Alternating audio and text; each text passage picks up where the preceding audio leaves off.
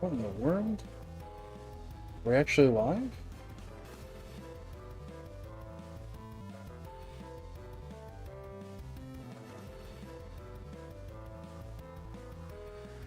Okay.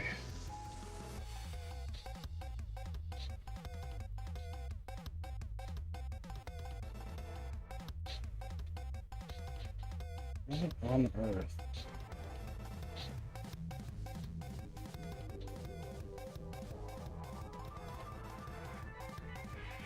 Okay, we're live. Hello, hello. Welcome everyone. Doing something a little different this time around. Got a 3-camera setup. Hi, so you can see me on the face cam. Also over here on the box cam, this is what we're going to be sorting and pulling anything above 50 cents or with high volume up to 25 cents. And here's where we're going to be sorting things. I should have probably grabbed something to put bulk in, but that's fine. We'll figure it out. This is a good friend of mine, Kevin's collection.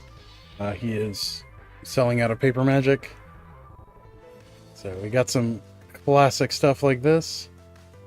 Absolutely beautiful art that someone drew on here.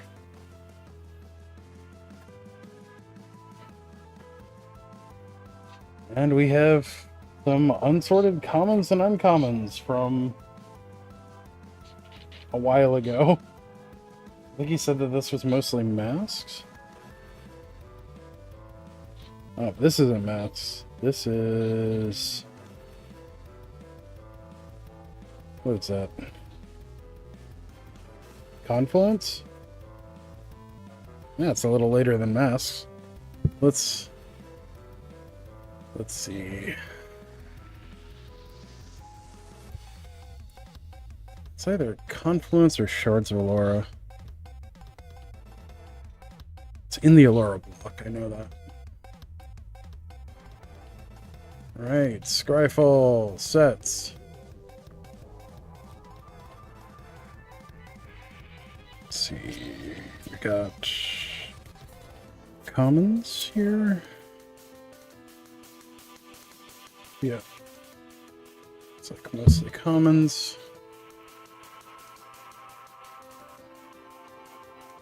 Let's see, Allura block.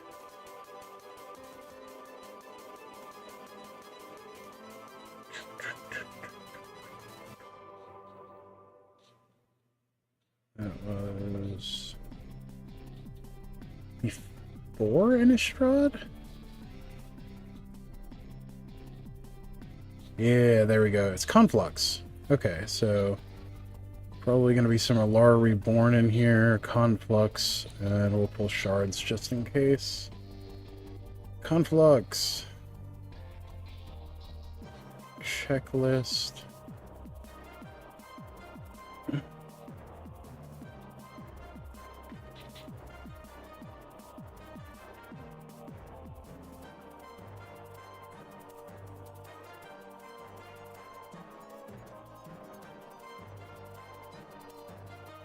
Just going to be looking at commons and uncommons. It's all rares we will pull and price separately. Alright, so it looks like our hits are Ancient Ziggurat, Reliquary Tower, Counter Squall, Path to Exile, Rotting Rats. Oh, Rotting Rats is 75 cents. Lapse of Certainty. And Shared Convergence? See, Scattershot Archer. Scattershot Archer sells for over $1 in Europe, or for over €1 in Europe, so we're gonna pull that too.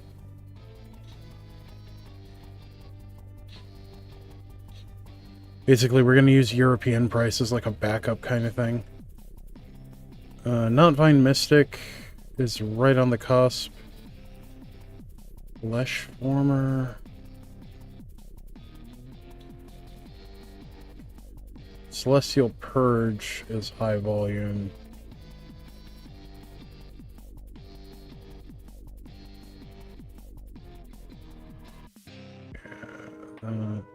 Makes sense.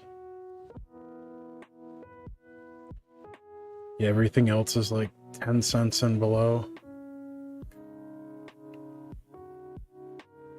Hellspark Elemental actually can be up to 50 cents. We'll pull those two. And Asha's Favor. So... how do I want to do this?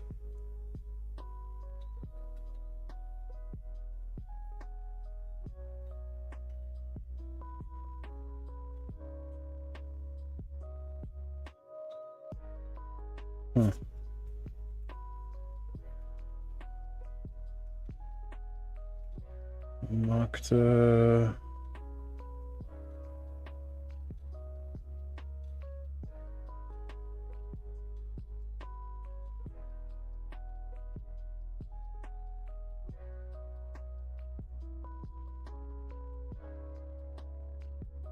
Lotka Ravagers. Where did that end up?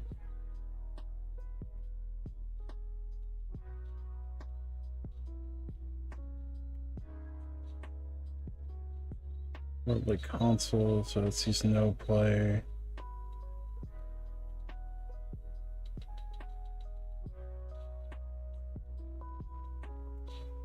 Wow, Motka Riders is 5 cents.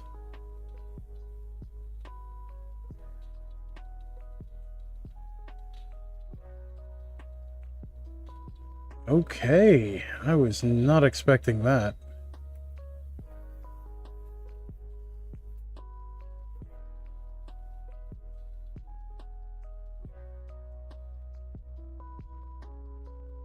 Right.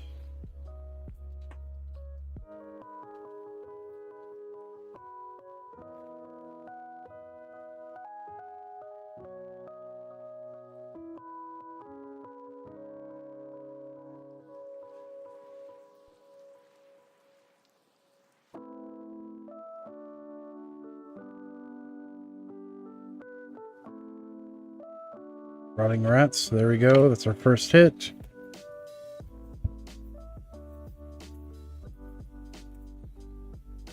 We're gonna pull high utility cards too. Like, no. I feel bad about...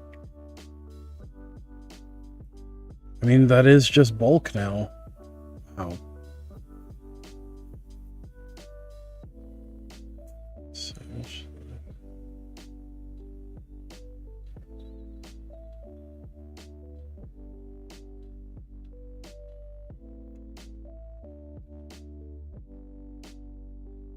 Really, Drag Down doesn't see any play anymore.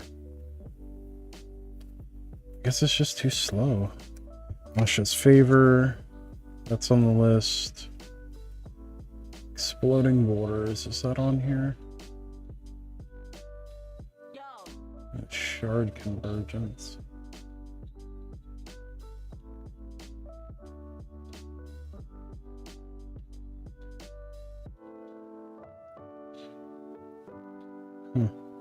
Lapse of Certainty, that's on the list.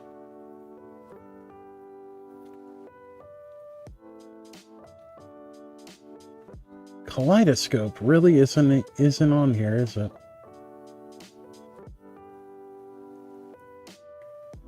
That's down at 5 cents, jeez.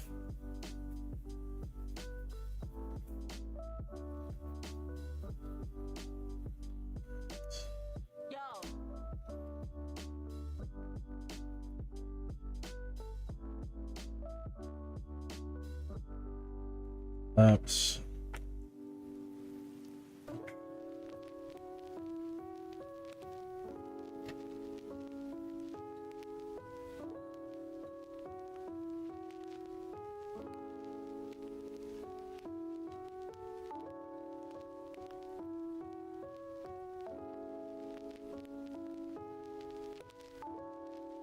These are all common so far.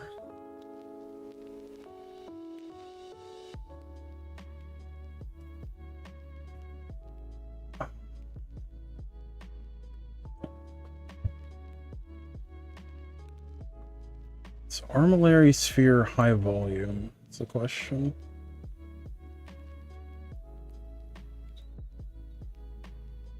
It is not. Wow. That has really fallen off. Well, I don't feel as bad. Savage Slasher really isn't in there, is it?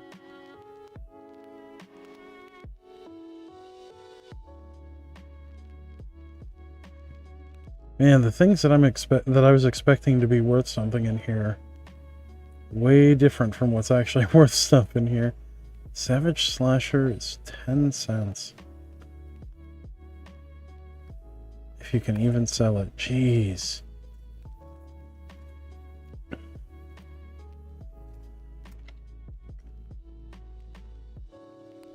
I mean, that is the cold hard truth of capitalism. There are 4 commons that are even worth pulling in this.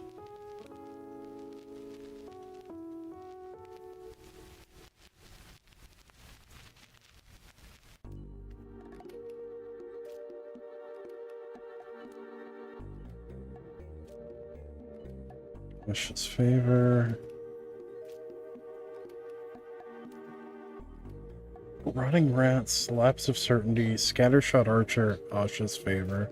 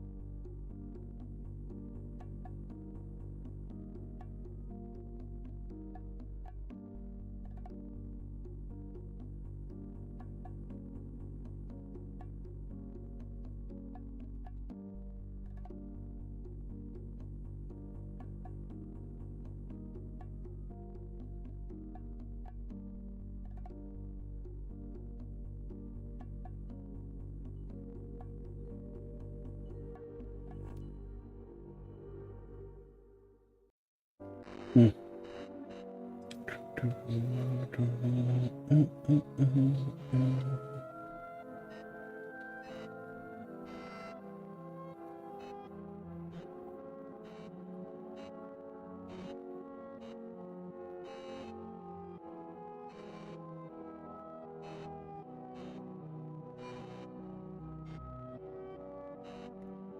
I mean, I guess that's just the nature of bulk, really. But still, like, that feels bad. There's a lot of great cards here. Like, just fun cards. But they just don't have a place.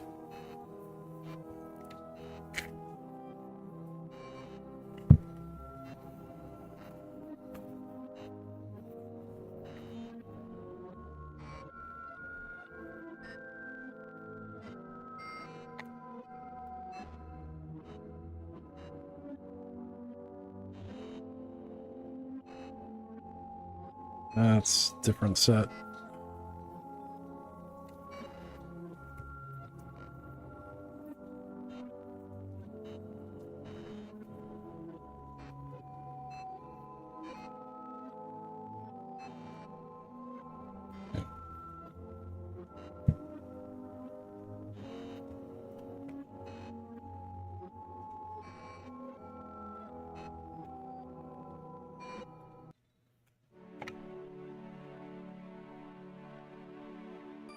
I doubt Rip Clan Crasher's gonna be anything, but we'll check it too. Shards.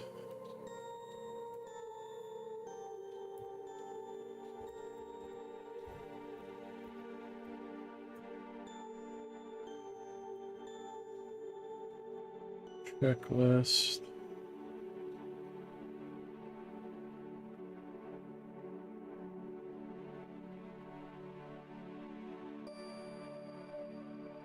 Oh wow, Druid of the Anima is like $3. Ethereum Sculptor is $1.50. Wild Nakabo. Death Greeter is 75 cents. And then it falls off to Hindering Light. Panorama. Angel Sun, Panorama. Ooh, Executioner's Capsule. Panorama. Yeah, it falls off real fast after that. Man, lightning is less than a quarter. That hurts my brain. Same with O-Ring. And those were the hotness, too.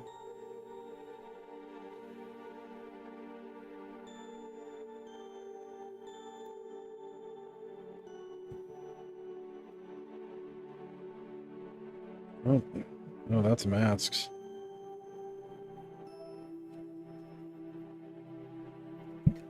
Alright. That's all bulk.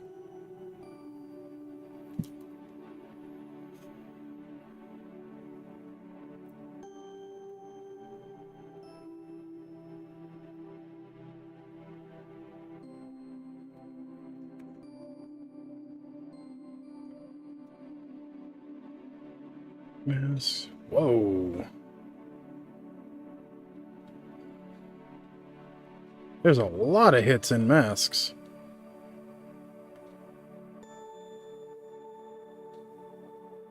Even the basics.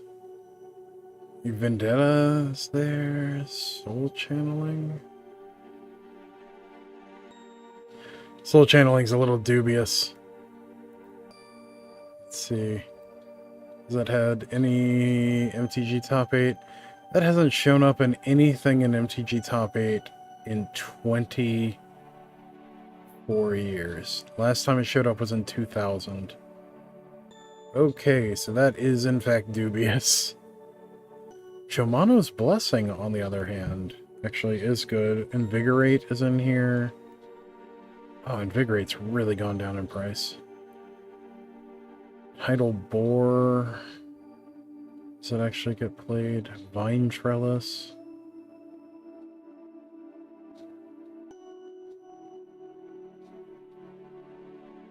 Let's see.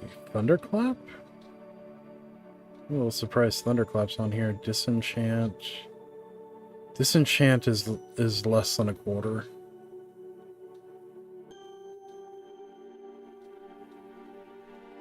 Remosian Rally might be worthwhile.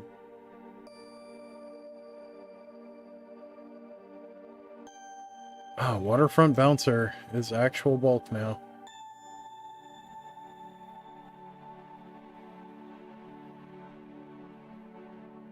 These have only ever had one printing.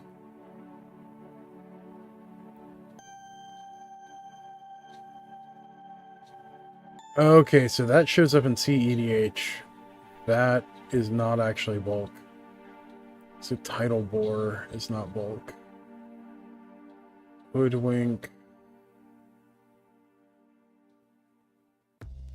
Hoodwink sees play in Pauper. A lot of play in Pauper, apparently. Holy crap. Okay, so we're pulling Hoodwinks. Vine Trellis.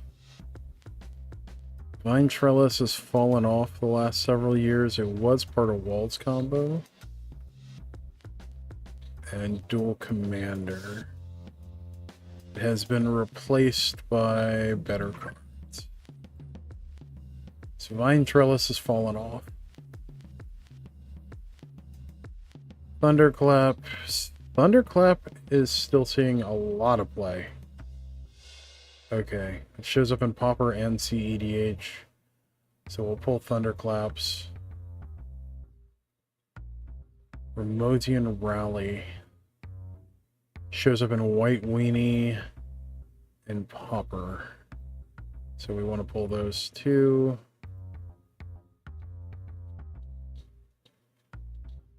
Interesting. Alright, well, I mean, there's a lot of stuff here. Revered Elder, a whole bunch of Revered Elders.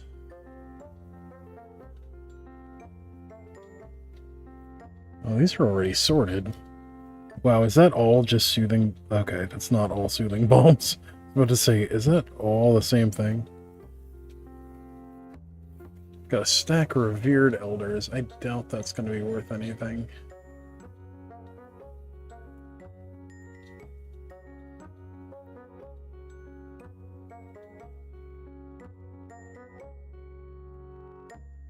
Revered Elder, no. Also does not seem to be. Okay.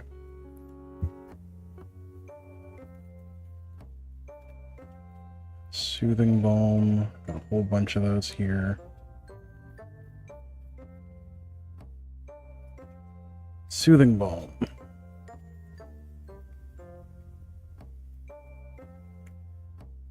Soothing Balm. No. Does not see play.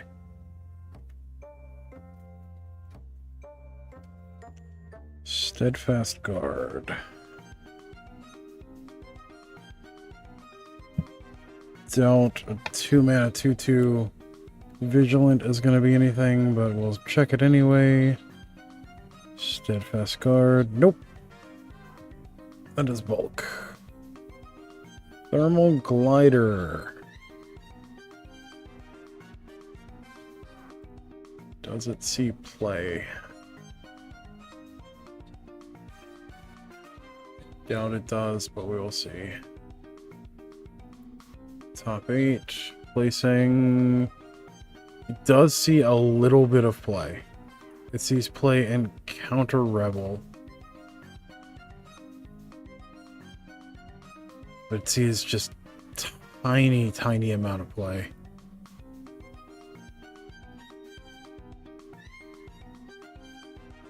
And it looks like it's almost entirely played by Carlos Sanchez. Oh, that is funny. Out of the 10 top 8s this year with Counter Rebel, Carlos Sanchez has played 3 of them. That's funny.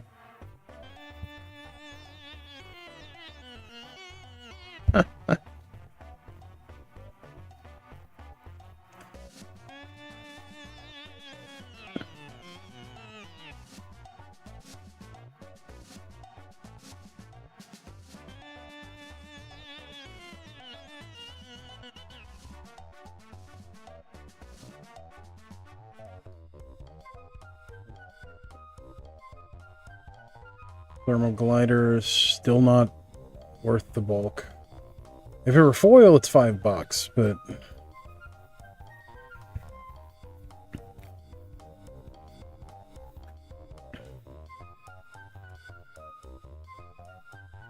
like even matching out playsets, it's not worth it. Alright, well, I'll buy a playset for 40 cents. Full retail on that.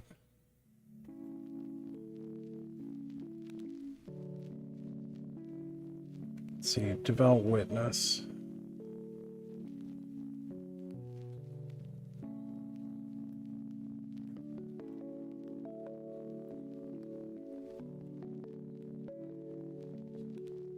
Let's see, has been played in 3 decks this year. All in pre-modern. 2 copies of Terravor, 2 copies of White Weenie. It is not a core card. So no. Moment of Silence. Oh, well, this is... So we already know Soothing Balm is out. So these are not actually sorted.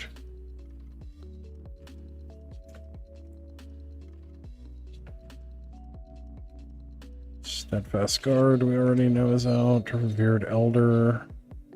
You already know is out. We got another stack of revered elders. Oh no. Hey, Dr. Dirty Red. It's going. Just hanging out, sorting stuff for a friend of mine who's selling off his collection. And getting a little depressed at the at the state of Mercadian Mask commons. Let's see, moment of silence. I doubt that's actually worth anything, but let's see. How are you doing today? Moment of silence. 20 cents. Dang it. Does it? See play.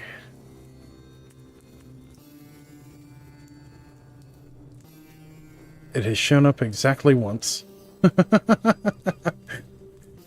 Oh, it was in one Jeskai Ephemerate list. As a singleton in the sideboard. Okay. So not worth pulling. Moment of silence. Task Force. Yeah, I'm checking against TCG Player and MTG Top 8 and Goldfish. Let's see. There's some huge hits in the set too. Like Snuff Out apparently is almost $8. So that's a thing. Spider Silk Armor is over $1. Hi, Sunless Cirrus. How are you doing? It's going. They're sorting bulk and getting sad at the price of commons from Mercadian Masks. Like, I remember these cards being good. Task Force. Task Force is under 10 cents. And it's not played anywhere.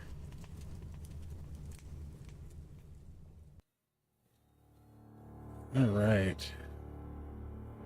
Just jumping around channels, showing some love to either one. Well, I appreciate you dropping in, Dr. Dirty Red. Thank you. Have fun. Pious Warrior. Only thing I could see about Pious Warrior is it is a rebel.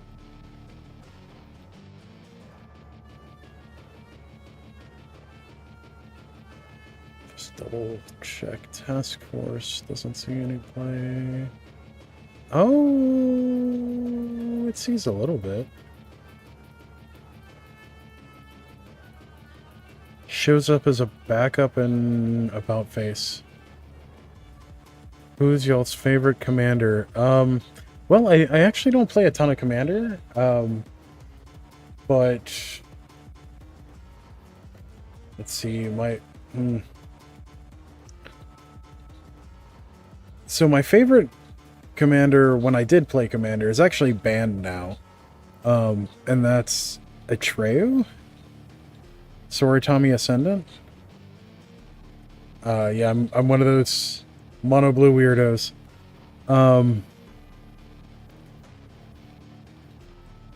You know what? I will buy a playset of Task Force from Kevin. Just so I feel less terrible about that. Okay, Ramosian Rallies, we are pulling those. Those are high volume. Ramosian Sergeant, I think, is also in there. Let's see, that's more rallies.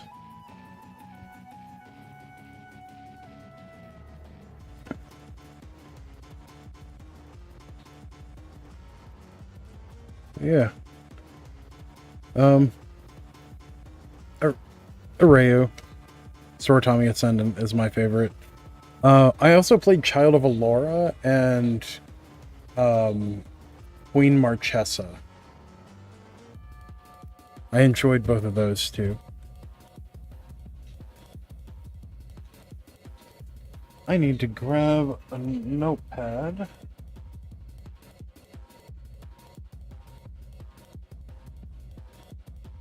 We'll put the stuff that the commons that I'm buying there. Alright. Lemosian Sergeant. Is that worth anything?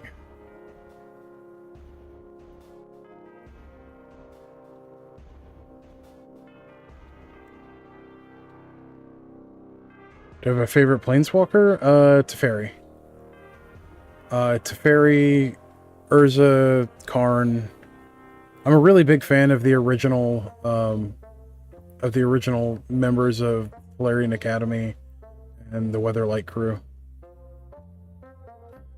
Let's see, Remosian Sergeant. Remosian Sergeant is Remosian Sergeant a high volume card, though? Remosian Sergeant is very much a high volume card.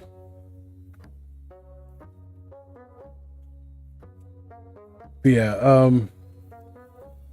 Teferi, Urza.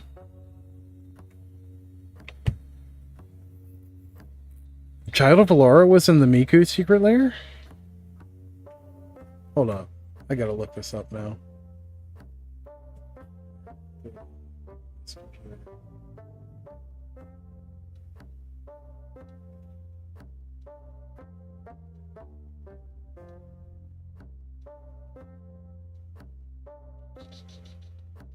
What am I doing?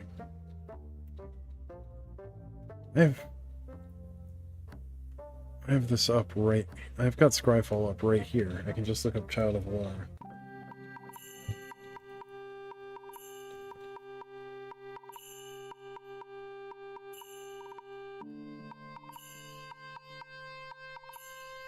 What? Miku's Child of Song. Oh, that is pretty. Holy crap, that's pretty. It's also the most expensive version of Child of Alara now. Oh no. That's funny.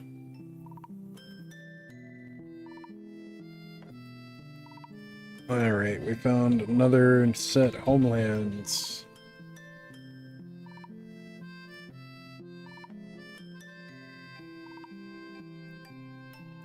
Right. Homelands is HOM? HML. HML, yep.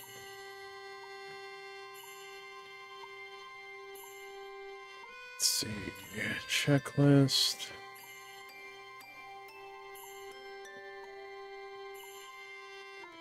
Name. It's Trade Caravan, Illusionary Forces, and Innervate.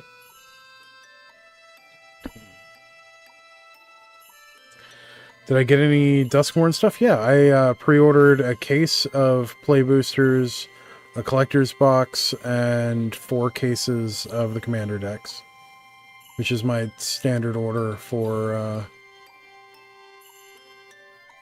any standard legal set. Innervate. Innervate. Is Innervate from a different... That's Ice Age. Okay, so Innervate is a different set entirely, so is Illusory Forces. I'm losing my mind, apparently. Trade Caravan. Trade Caravan. I doubt it's worth anything, because there's only like 3 cards in this set that are worth anything. Trade Caravan is worthless. Okay. Yeah, I got my standard order for Duskmourn.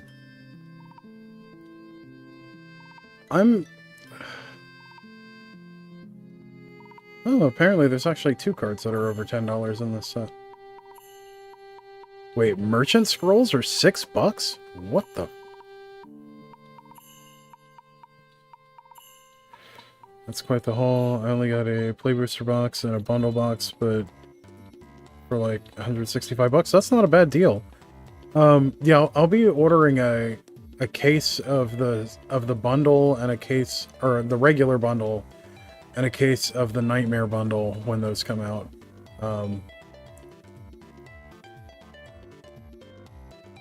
You know, gotta keep up the content, right? I like what's worse. The worst part about it is I've barely gotten to play standard for like the last 3 seasons. So like, I've bought a whole bunch of standard stuff. I have not gotten to play with it. I have luckily been able to play in like the last 3 Friday Night Magics. But because of terrible circumstances, namely my spouse was in the hospital, so they haven't been going to work. So the car has actually been available to me on Friday nights.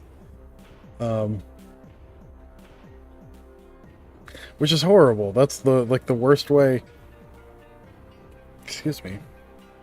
It's like the worst way to be able to get back into the hobby.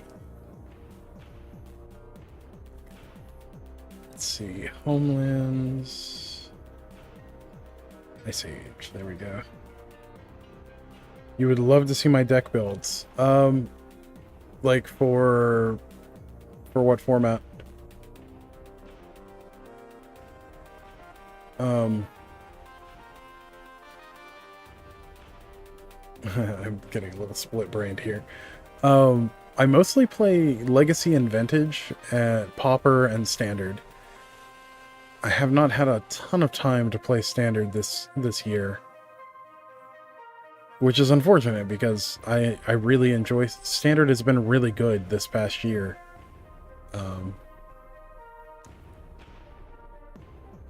Let's see. I doubt Illusory Forces is gonna be worth anything, but still have to check. Yeah, she was septic.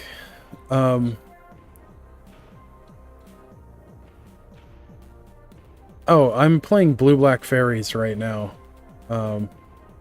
It's a fairly stock list from what took first in the Hariyama tournament, like a month and a half ago. It's a fairly stock list. So we got Innervate and Illusory Forces.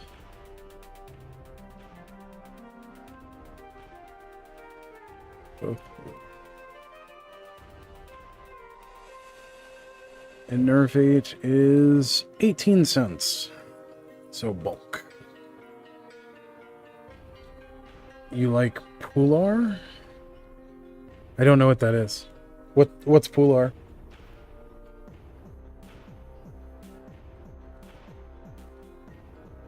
Illusory Forces.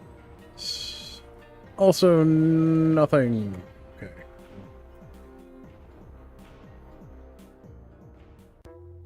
Glad we figured that out. Illusory Presence apparently is something. Alright, next little chunk of cards. Pious Warrior, we already looked at that one. That's a no-go. Popular?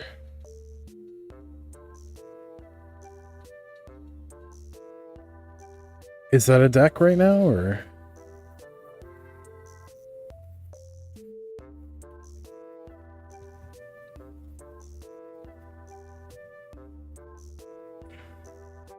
What are my thoughts on... Oh, Pauper! I love Pauper. Pauper is one of my favorite formats. I mostly play Cycle Storm and Pauper. Thoughts on Sorin from MH3. I think the format is not in a good place for that card to shine at the moment. I think it's an interesting design, but I don't think that it's going to do well competitively until other things either get banned or people build a way around what's currently really popular. Oh yeah, the good old text-to-speech, or speech-to-text rather, is always very unreliable. Ramosian Lieutenant. I suspect this is going to be played in Rebels.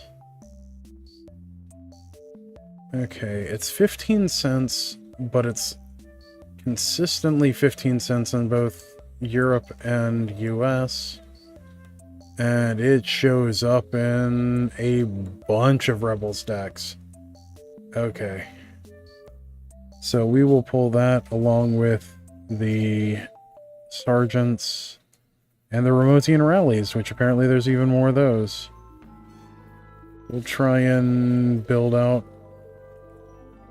a pre-made deck maybe and sell that as a thing. I was stoked to finally be able to have Soren as a proper commander. Has he not been able to be a commander before?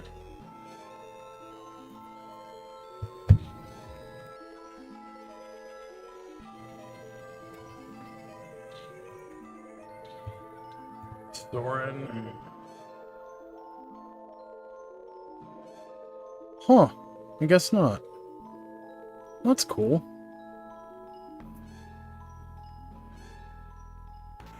The only thing I'm unhappy about with it is because of how the ruling for Extort is.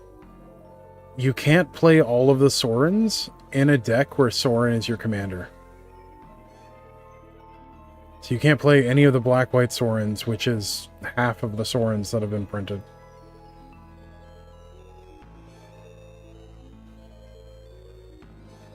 Yeah. Okay. Yeah, so you'd have to roll 0 it. Well, that's unfortunate.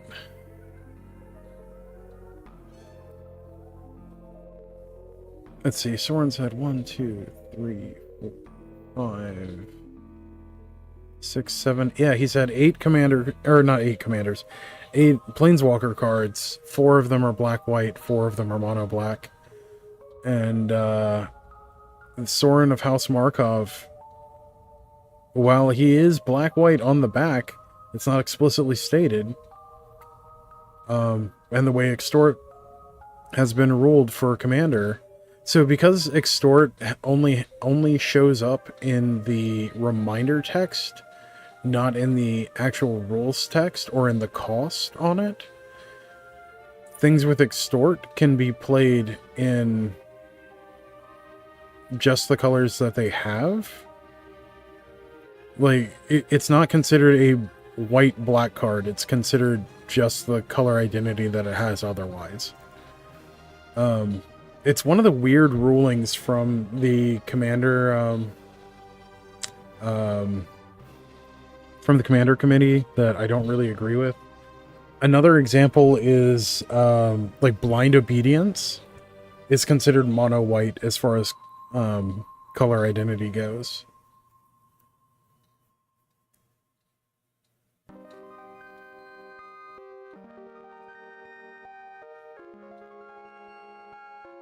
The emblem on his planeswalker side is black-white.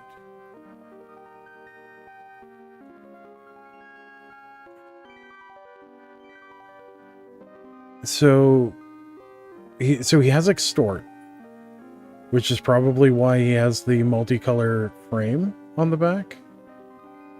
Let's see, his +2 is create a food token. His -1 is he deals damage equal to the amount of life you gain this turn to any target. And his -6 is gain control of target creature. It becomes a vampire in addition to its other types, but a lifelink counter on it if you control a white permanent other than that creature or Soren. The thing that I'm not sure of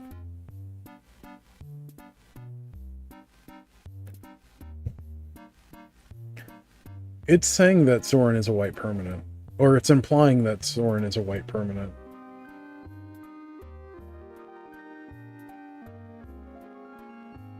But he's not explicitly a white permanent. He does have the black and white color split beside his super type on the type line, but that doesn't actually mean anything. So I'm not sure how they jive that with the color identity.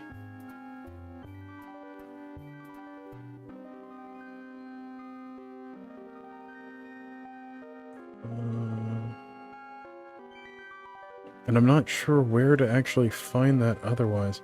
View on Gatherer. So I normally use Scryfall. Let's look at Gatherer and see. Wow, that is a very, very pretty alternate art.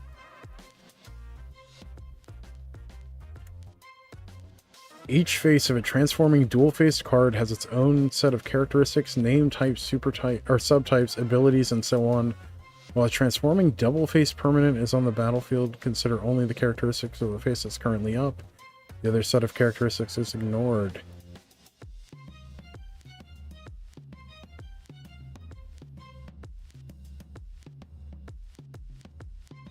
What?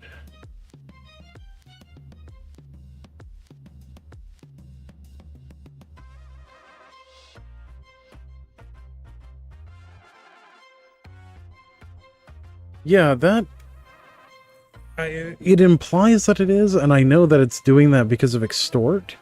And Extort is a Orzhov ability. It is a black-white assigned ability, but I do know that previously there have been multiple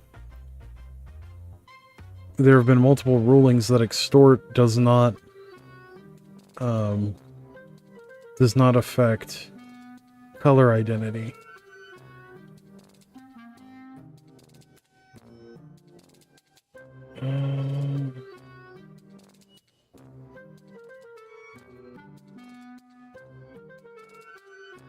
And this is coming off of the Oracle text also. So its color indicator, which is only a thing for flip cards, says white-black on Gatherer in the Oracle text. But it doesn't explicitly say what its color is. That's a weird one.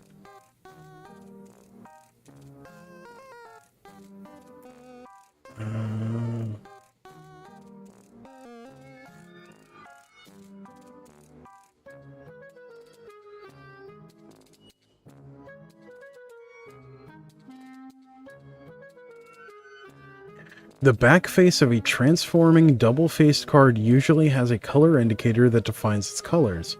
Colorless back faces, such as lands, do not. In the Commander variant, a double-faced card's color identity is determined by the mana costs and symbols in the rules text of both faces combined. If either face has a color indicator or a basic land type, those are also considered. For example, Realm Monsoon Mage's color identity is blue and red, since its front face is red and its back face has a blue and red color indicator. Okay, so we have found our answer. Yes, it does read the front and back for color identity, but it doesn't explicitly state the color identity on the card. And it doesn't explicitly state that it's black and white on the card, except for the color indicator, which is a newer thing. This ruling is new as of July, or no, 6th, 7th, so June 7th, 2024 is when this ruling was made. So that is a very new ruling.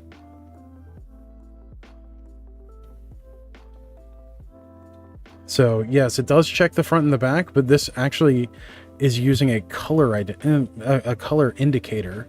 So yes, you can actually use both. So that's really cool. I'm sorry if I scared you like that.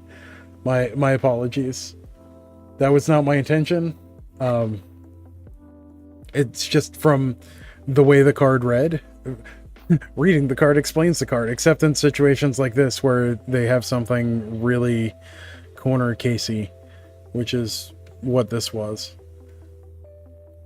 This was a oddity of Modern Horizons 3 array. Alright, back to sorting cards. Let's see, muzzle. We got a whole bunch of muzzles here.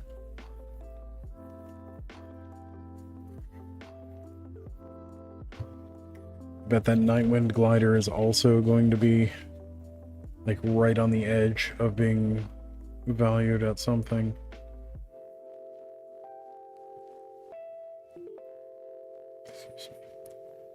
Muzzle. Muzzle is bulk. Nightwind glider.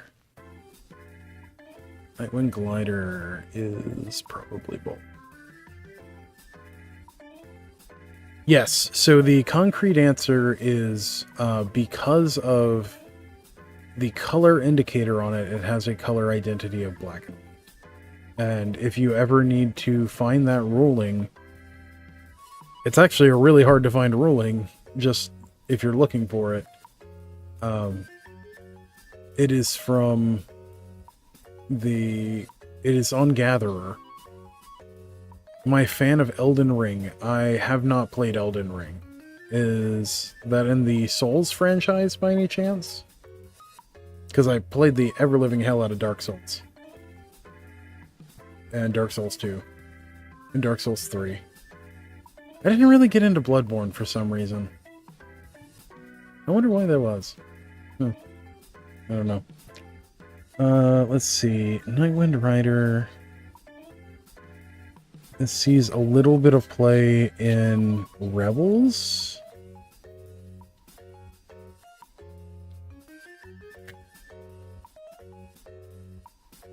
I doubt we're ever going to sell this many Nightwind gliders. But, oh, bullet. Worm's Cure. Which Dark Souls is my favorite? Probably Dark Souls 2. Now, can I tell you my reason why? I don't know. I just liked Dark Souls. I think it was probably because that's the one that I got to play the most.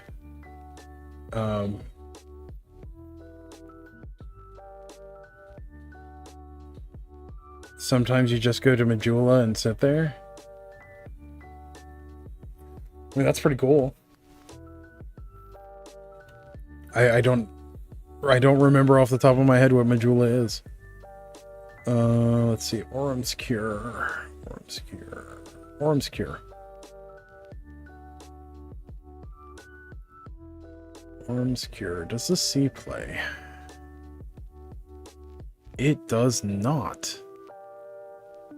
Except for one copy in Pauper earlier this year.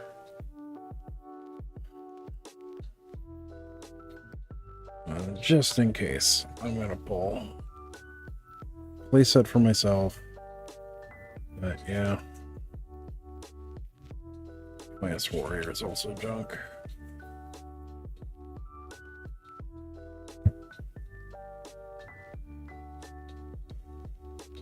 Oh yes, the Sunny Hub. Okay, cool. Also, to be fair, I'm terrible with names.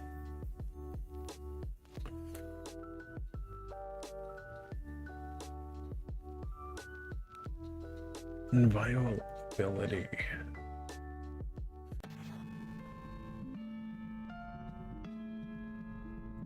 Let's see. Yeah, that's really just played in one deck.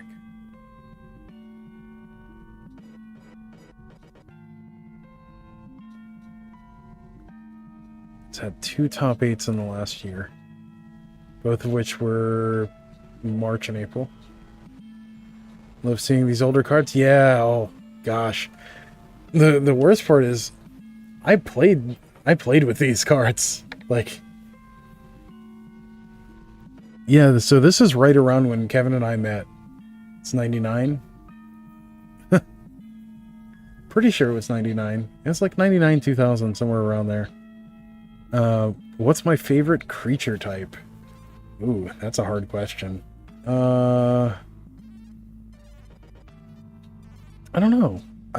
I like merfolk, I like angels, I like bats, I like a lot of stuff. I like slivers, I like elves, I like zombies, I like all kinds of stuff. Humans kind of gets old every now and then. but it's fun to play sometimes. Inviolability.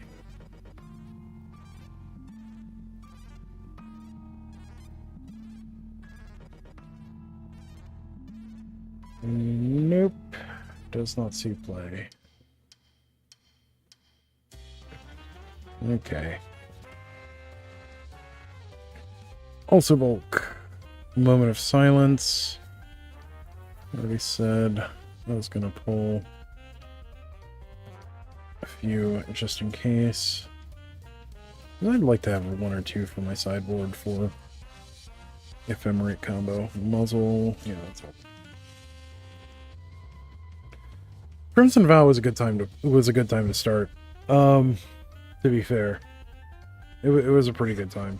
I started technically. I mean, technically, Alpha was released just after the convention that I went to and learned how to play, but I think it was also supposed to be the release of Alpha, but it was also impossible to find at the time. So, Alabaster Wall, I've already looked up. Beautiful art, terrible card.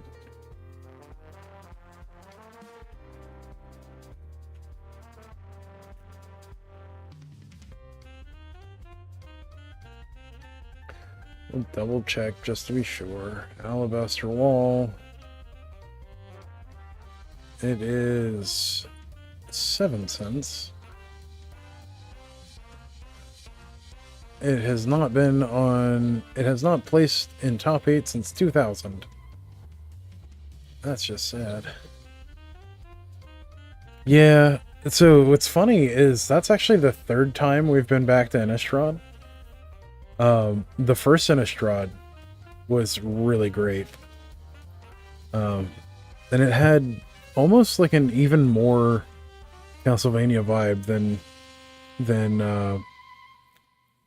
than Crimson Vow.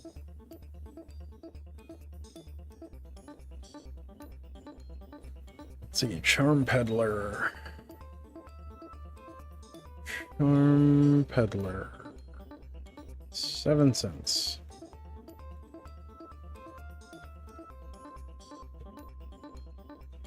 Charm Peddler ever shown up in a top 8 list. Showed up in 4 lists in 2000. All at Pro Tour Los Angeles and 1 Pro Tour New York. All in 2000. I remember Pro Tour New York in 2000. That was a fun Pro Tour. It was a team Pro Tour.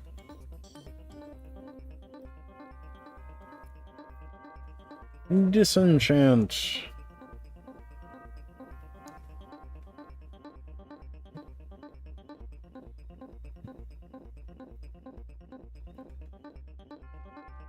You want to get boxes of first Innistrad set and Midnight. No, so the first Innistrad set, it's just called Innistrad, and it's over 10 years old at this point. They're like around $500 or $600. Unless you mean Crimson Vow and Midnight Hunt, in which case Crimson Vow, so Innistrad Crimson Vow, you can get a box for about $85-90 online right now. Same with Midnight Hunt. There wasn't a ton of value in either. Disenchant. Disenchant.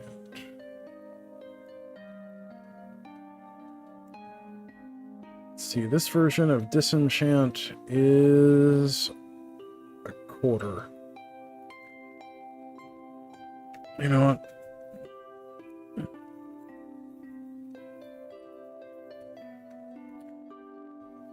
Fresh volunteers, I don't think it's anything.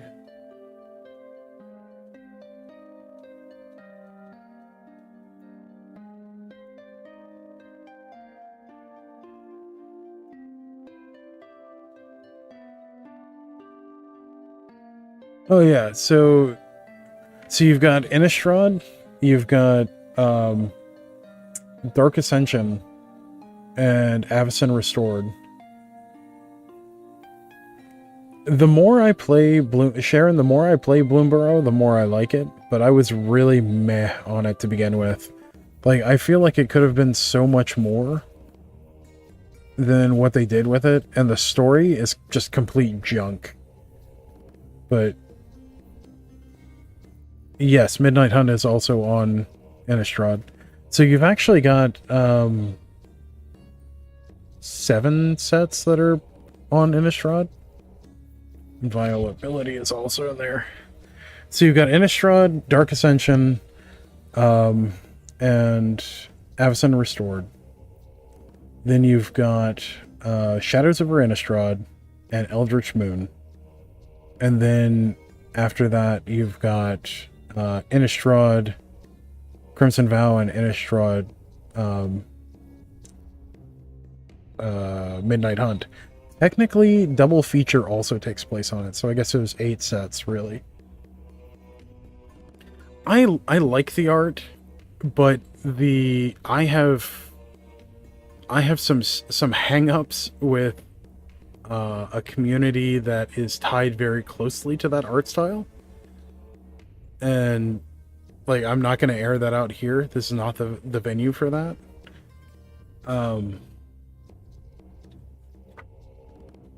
But I mean, yeah, it's like they went for the whole red wall kind of thing, and it was nice.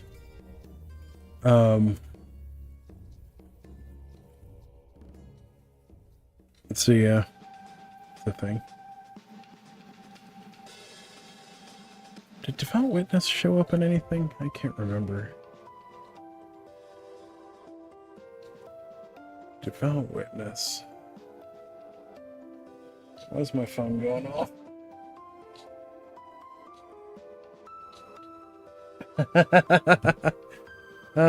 Thanks, Kevin. Hi, Pete. How are you? I'm doing well. How are you, Frog? We are sorting out stuff and chatting and having a good time. Oh, that's right. It was in Terravor. Terravor, White Weenie. It was in the sideboard, right?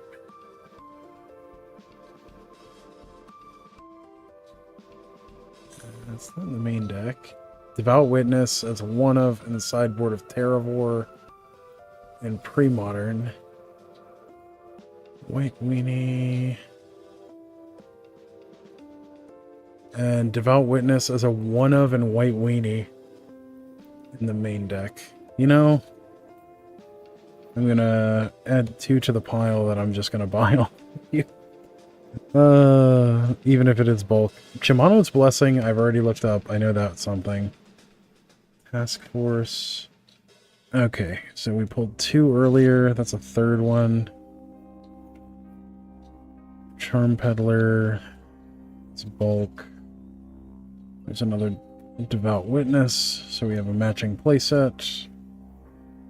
Even though it is way under our bulk limit. Devout Witness is 6 cents. Yeah, the Secrets of Nim is in the same thing as, it's in the same kind of vein as Redwall. It's Jacques, I know his name. I have the full set of books.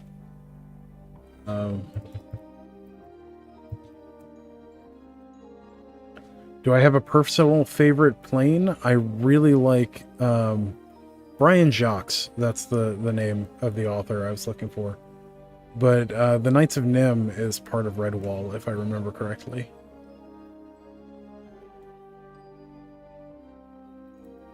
Let's see. Or Secret of Nim, rather.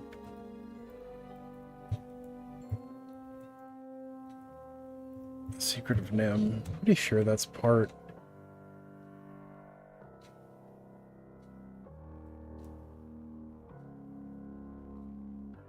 Secret of Nim. I could have sworn that was based off of Redwall.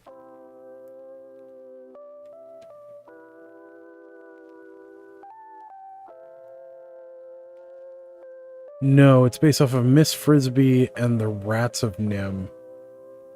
That's right. Yeah, I'm totally wrong on that. Oh, there was apparently a direct-to-video sequel called The Secret of Nim 2, Timmy to the Rescue. Okay. But yeah, Redwall is in the same kind of vein. You don't know a lot about these cards. I just like seeing you just like seeing me sort them. I mean, that's cool. Yeah, I love playing Magic. I've been playing it for 31 years now.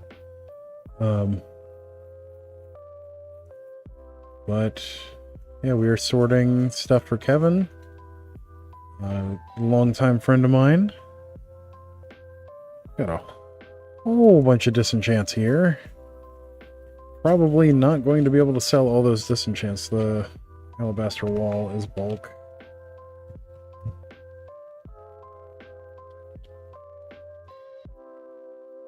Yeah, that's all dubious at best. Okay. Oh, okay. So this is basics. We're going to have a separate thing for basics because I want to price out those individually, and that takes forever. So we'll have that be its own special stream. We start from the front or the back? We start from the back. Yeah. Do I have a personal favorite plane? Yes. Dominaria is one of my favorites of all time. I really like some of the weirder ones too. Trying to think of a good example. So Wrath, I'm pretty sure is on Dominaria.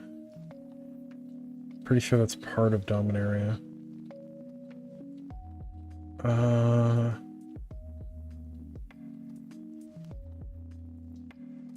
Let's see. Kaldheim was cool, but not really my... Like, aesthetically it was neat, but it wasn't... Thematically, it wasn't my jam. Yeah, Dominaria is beautiful and humongous, and I love it.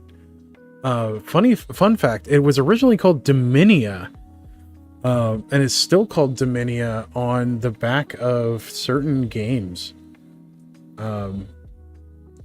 Up until it was actually called Dominia up until like 97, 98, something like that. In fact,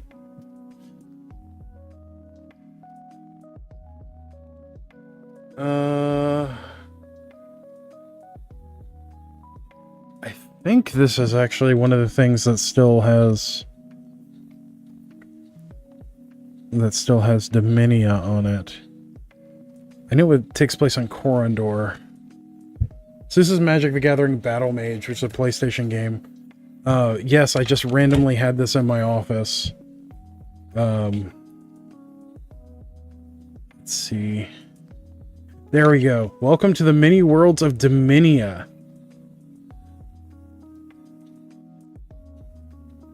And then it was later retconned to be Dominaria.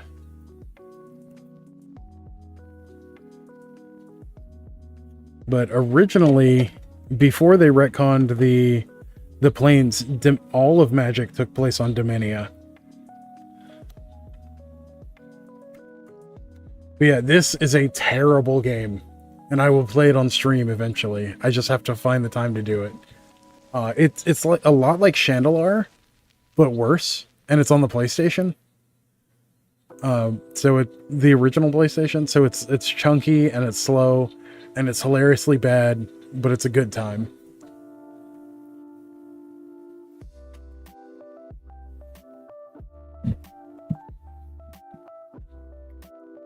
So, if you ever wonder what what kind of weird stuff makes me smile, it's stuff like that. All right. So we got this is completely unsorted. Crap. Okay. So we've got the early good stuff. We got the stuff that I need to total up because I'm just buying. So that's the actual good stuff. And we've got the dubious stuff that we might be able to get money for because it's rebels, and rebels actually have decent stuff. And then this is just a stack of disenchants. Because I can't bring myself to just bulk out 40 disenchants. But we're going to try to sort some of this. Are we? Am I really going to do that? No.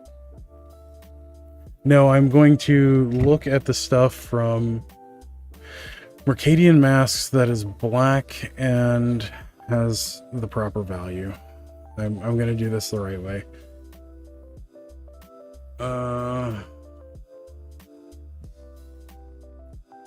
And there. Black? Does that work? Yeah, cool. All right, there are 2 cards in black that are worth anything. And then there's Vendetta and Bog Witch, which might be worth something. Soul Channeling might be worth something. Undertaker might be worth something. Okay. Alright, chat just kind of fell apart, apparently. Not sure what's going on there. Alright, we're going to check Undertaker and Soul Channeling to see if that's actually played anywhere.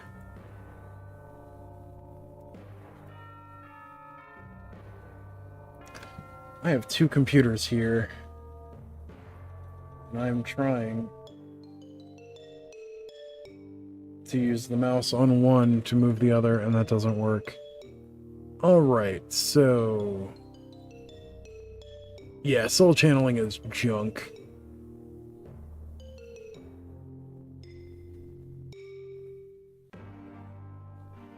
Yes, has not been played in anything significant in 24 years. Nice.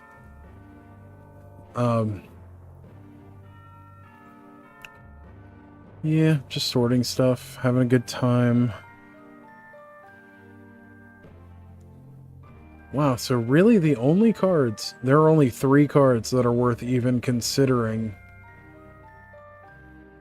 in Mercadian Masks.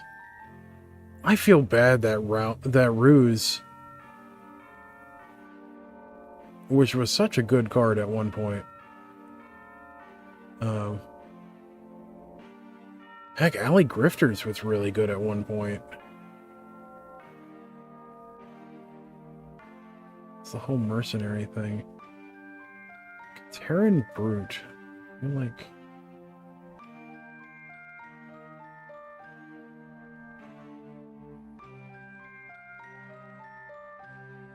I guess that didn't see any play, did it? Huh. That's so weird. Rearranging some things as you listen. Yeah, organizing together is great. Highly recommend it. It's like body doubling. But you don't have to be in the same room. Let's see. Ruse. Infected hot dogs. What in the hell is that?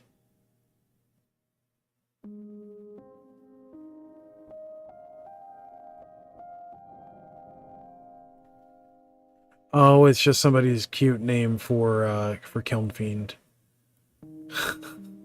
Infected hot dogs. Oh my god, that's so silly.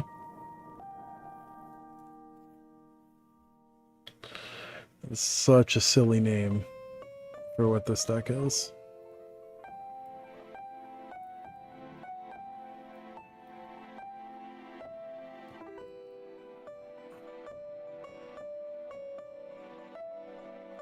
Card Kingdom has it at 35 cents. Do they have it buy listed? If they have it buy listed, I'll pull them. If they don't, I'm not going to bother.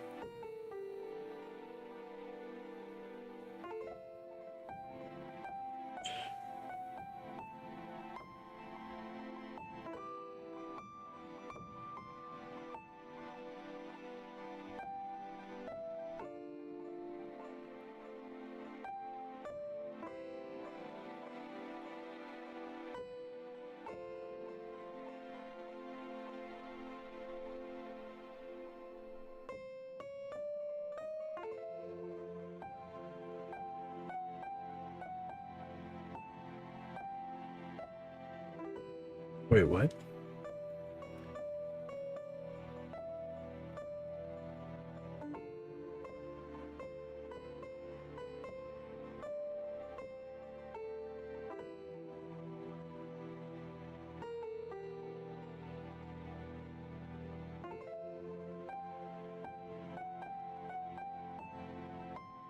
Hmm.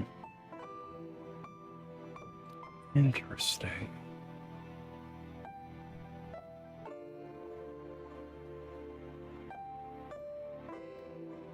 All right, how? Oh, okay, so I can search it that way. Rouse.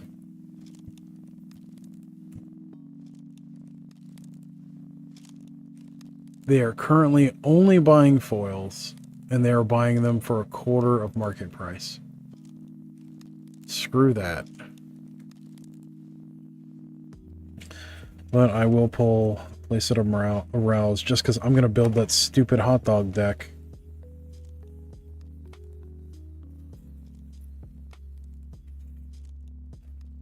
Alright, so we're pulling vendettas. We are pulling... we're pulling rouse just for me.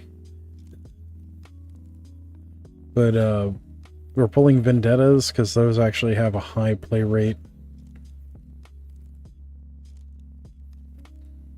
Oh, snuff out. Hell yes. That's $7. Rouse.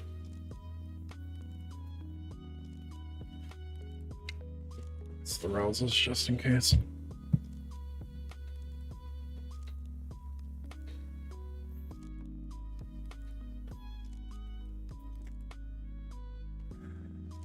Let's see, that's 4 rouse. On my list of stuff.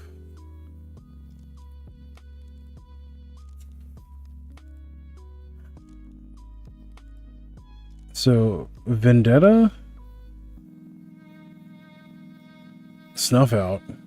Hell yeah for the snuff out. Vendetta.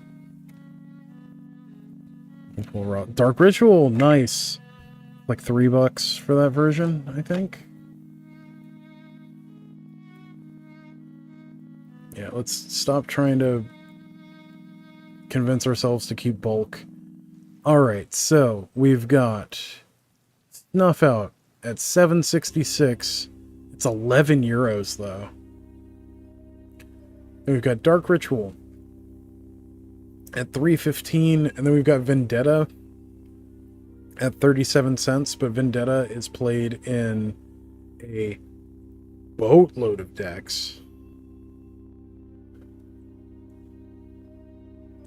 It is all over pre-modern. Oh, that's pre-modern. Shit.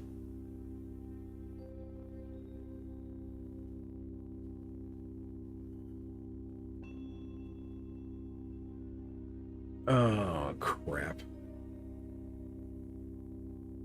Pre-modern, it's played in Survival, The Rock, Psychotog, Stifle Knot. Really? It's played in Stifle Knot? Oh, it's a Psychotog Stifle Knot hybrid. I'll say, there's no way. It's also played in one CEDH list.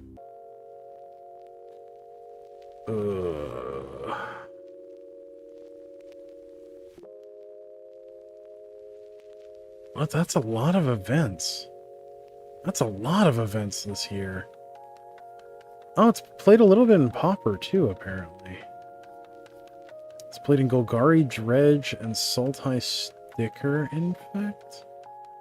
Oh, that's banned. Okay, that's not a thing anymore. Golgari, Dredge... What is this? Oh, it's Lotleth Giant.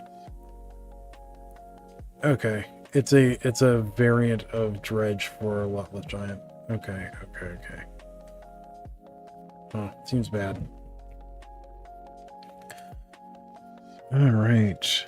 We'll pull Vendettas anyway. Screw it. I don't want to be able to pull more than 2 cards.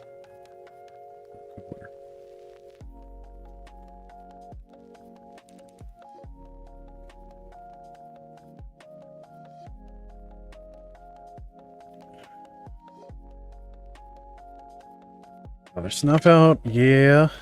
Vendetta. Oh no. More vendettas. No, not the vendettas. So many. Oh, dark ritual. Nice. Vendetta. Ruse. We're gonna make Ruse popular. Like, we're gonna build a deck just to make Ruse cost more than 15 cents. Step 1. Build a deck that makes Ruse good.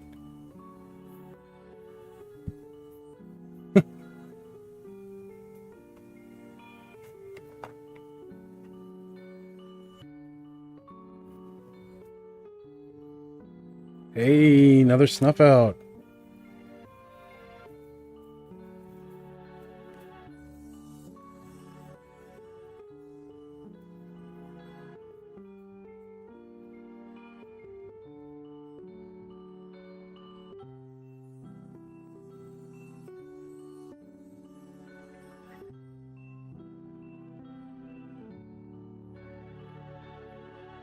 Yes, I am sorting on how much they cost. As in, how much they cost value-wise.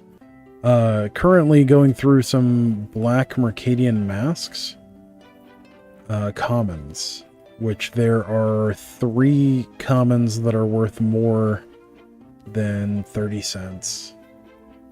Which is actually below the cutoff that I set.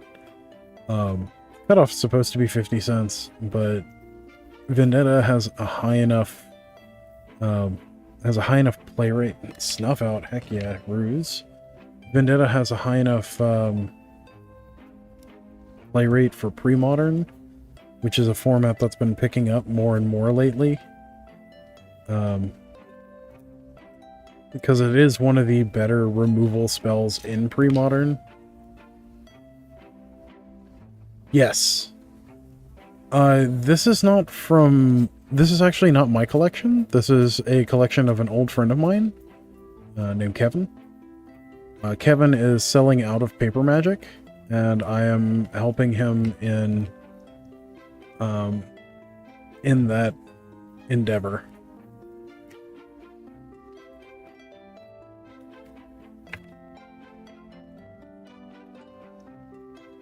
Wait a second, Frog. Do you know me in real life? Do you know me personally?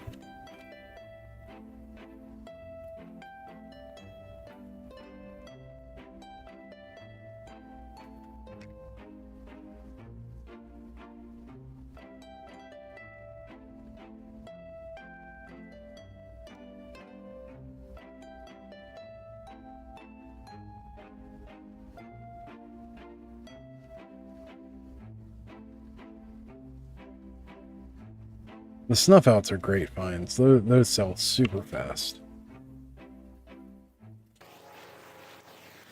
It's one of the best removal spells ever printed in black. So. That, and it's just such good art. It's after Squee becomes the Goblin Nabob. So like the grand leader of the goblins. Not just an old fan, took a break from watching YouTube because of work. Yeah, that's fair. Well, I appreciate you being around.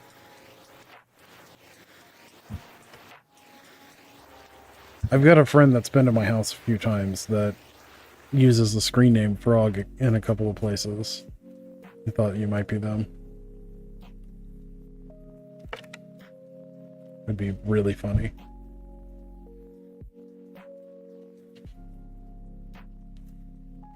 Vendetta. I'm stoked. We've pulled at least a playset of snuff outs already. It's like 30 bucks.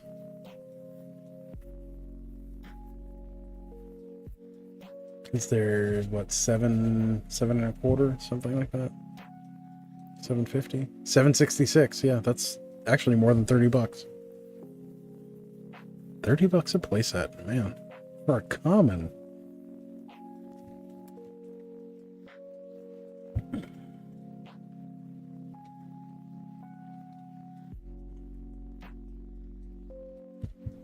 Yeah, I appreciate you coming around. It's always a good time to have people come back. Vendetta.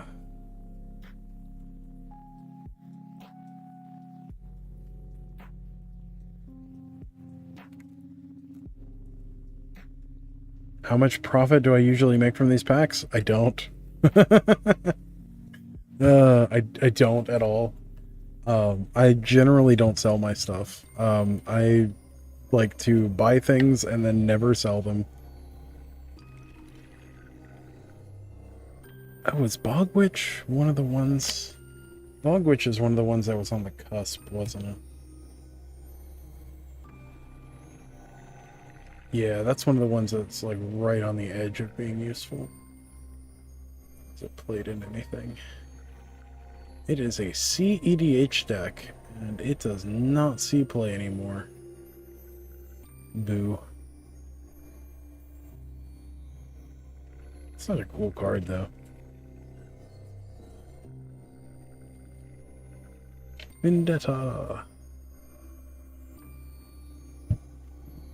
You know, I want to place another of this. What do I do if I have too many cards then? I've never had that problem. What does it mean to have too many cards?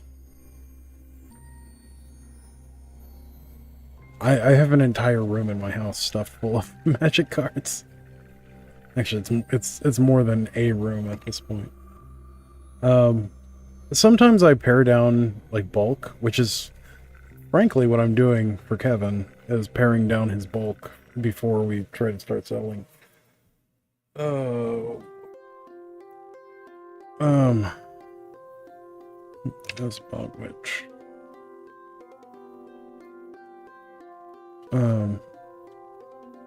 Which just, it takes time, and determining, you know, what you want to consider bulk. We came up with the designation of anything over 50 cents, we're pulling. And then anything between 25 cents and 50 cents with a high volume of sales or trades or something that's played competitively will pull. But anything below that is just bulk, because it's not worth the effort to try and sell it.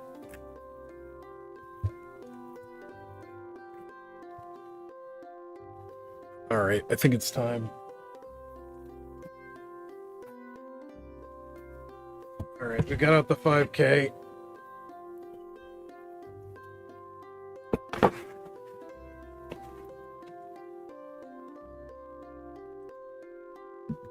Tried collecting these cards, but no idea where to put them, so stopped. Yeah, that's a thing. That is definitely a problem that some people have. How many playsets could be made out of his stuff? Well, this is definitely a complete common set. As far as playsets, we'll see. We'll see how many of the good stuff we pull.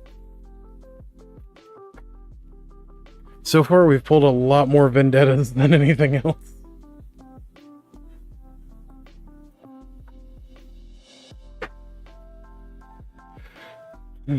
We're just gonna fill up a 5K with our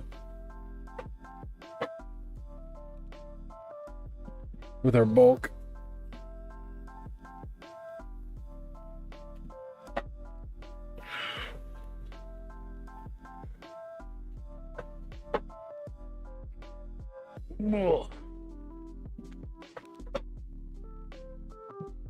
Let's see. Mirage.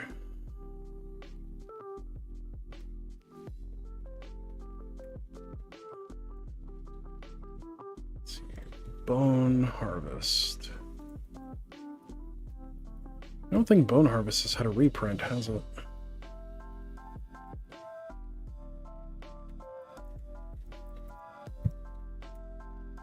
Bone Harvest.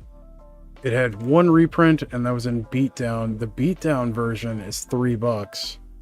The Mirage version is $0.25.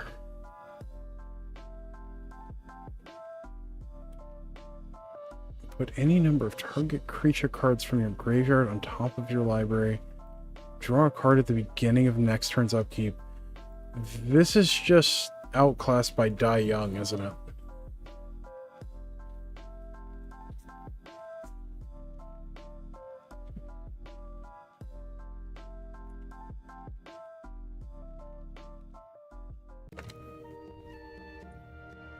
It's also just a random...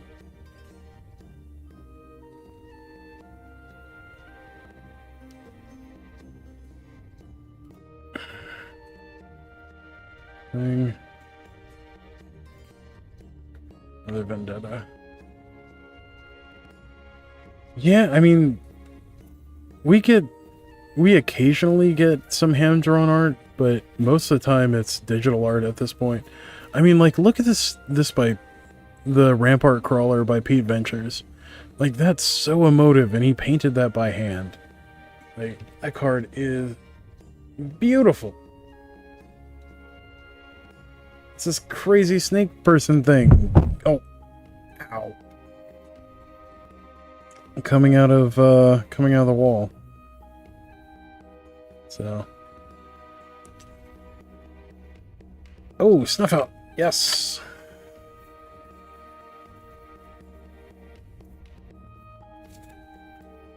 How many Snuff Outs have we pulled? 6. Hey. That's $45. It's not bad.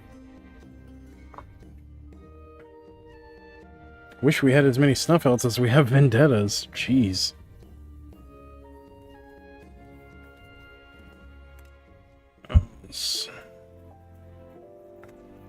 Vendetta.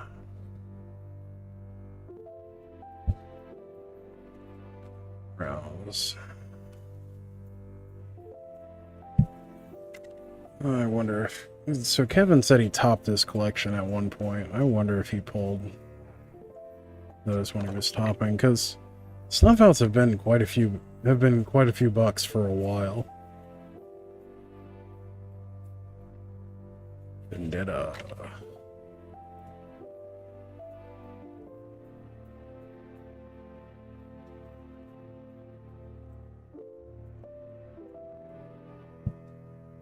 I bet you pulled the Dark Rituals too.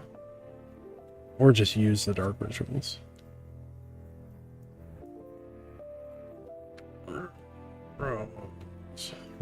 Rouse.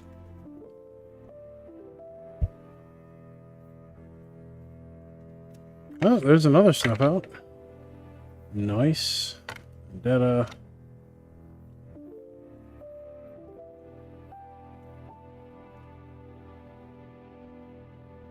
Yeah, I mean, the art from the 90s, like,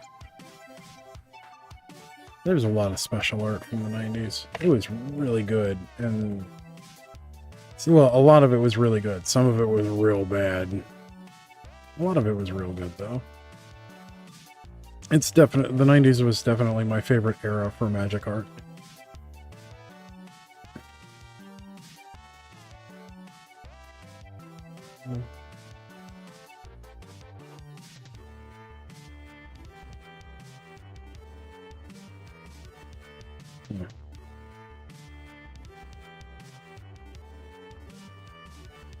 Also, there's like some kind of grit or something in these.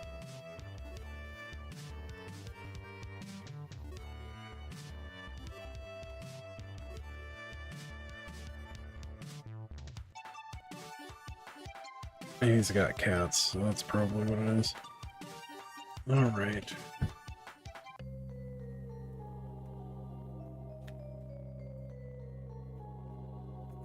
Moment of Silence, we already know that's out.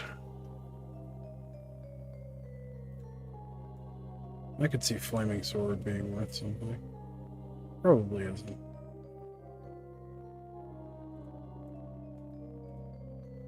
Let's see, red. Yeah, there's literally nothing in red worthwhile. Although Thunderclap sees quite a bit of competitive play. Crash sees a little bit of competitive play. And there's a Stone Rain. Stone Rain's 12 cents. I wonder if I can track down that guy that buys all the Stone Rains. See if he'll buy them.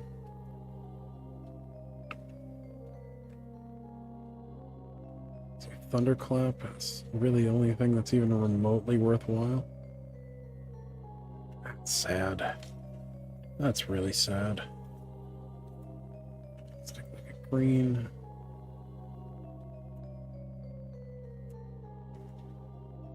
Okay, green. We have Ancestral Mask, Spider Silk Armor, Land Grant, Invigorate.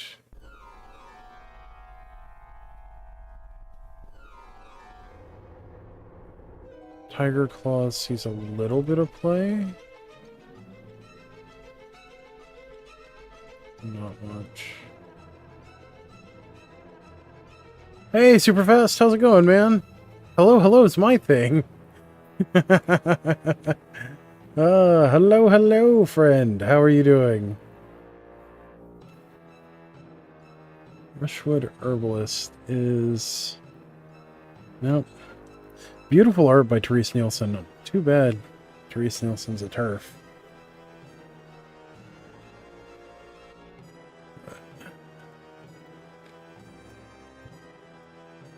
Really love her art. Don't so much love her political stance on things.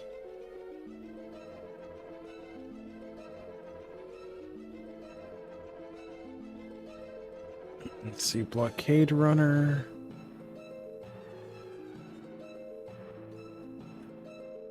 Checking Pit the Commotion?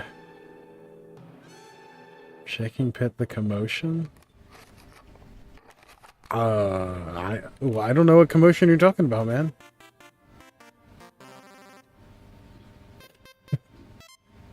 There's no one here but us chickens.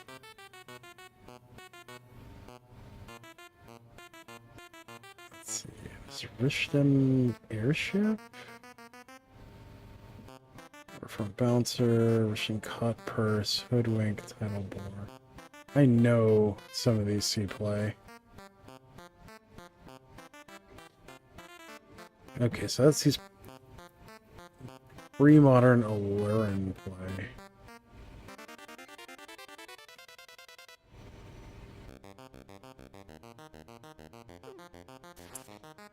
Interesting.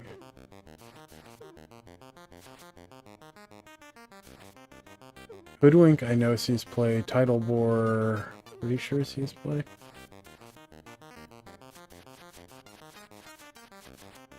Okay. We want to check Rishton Airship. It does not see play. Okay.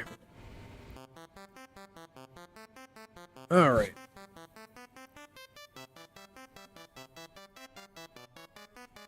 Oh, apparently that was just a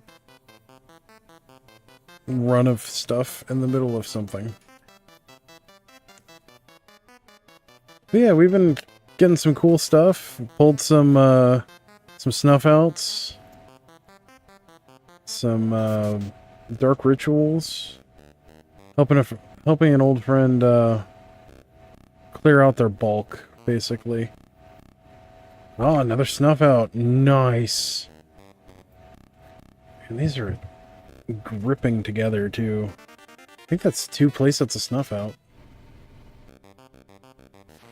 About 20 years ago, I bought 2 forks for $5 each. My boyfriend at the time scolded me hard for paying $5 for 1 card. Well, he's gone. Fork is still here. I have one because I gave it to a friend. Yeah. So, I had a girlfriend in the early 2000s. Well, mid 2000s. Where I won a candelabra of Tanos at an event, and she asked if she could have it, and I was dumb and said yes. Let's see, buoyancy. Doesn't that see some play? And then when we broke up, I asked if I could have it back. He said no. It's not like $700-800. That still stings a little. Also, my mother burned a lot of my collection in the mid-2000s as a combination of one of the mini satanic panics that happened in the 2000s. What the heck? Just another one of basics, eh? And also, she thought that was like some kind of way of disciplining a teenager, which it's not. Burning their stuff doesn't teach them a lesson, except, oh, someone might burn your stuff. Yeah, she destroyed what is now hundreds of thousands of dollars of cards. Because she got a couple of my sets of power in there. I had a set of jewelry in one of the boxes that was burned. It smoke damaged one of my lotuses, which I later sold for about $1,500.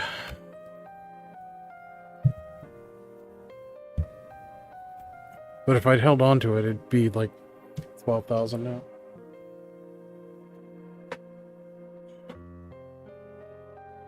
That's not to say that I didn't hold on to any of my power. I do actually still have several pieces of power. Yeah, well, easy come, easy go. You know, you can't win it all, but yeah.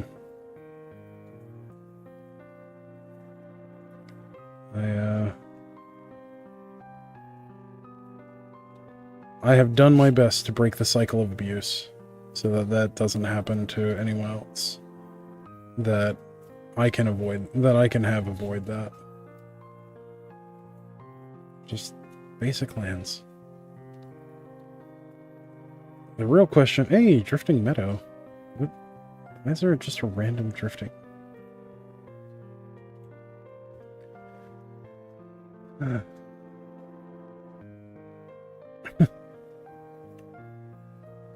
Wouldn't be so bad if they were all facing the same way. Nice 4th edition.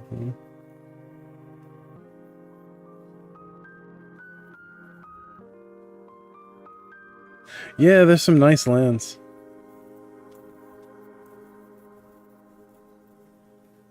And too bad they're white border.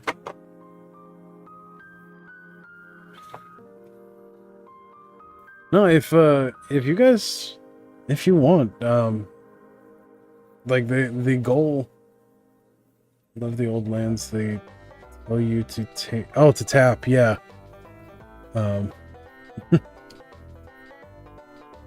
Just wait, I guarantee you there's, I'm willing to put money on in one of these boxes there's some unlimited or beta lands. Just because I know Kevin, and I know he had some of that at some point. Because he liked to kind of do that as his, like, sort of flex thing. Oh, Coral Atoll. Actually, pull that from me. The cycle lands are easily sellable at, like, quarter or something. Oh, that's a land he proxied onto. He just said hippie. That's funny. You know, I think I know the deck that he probably proxied that for.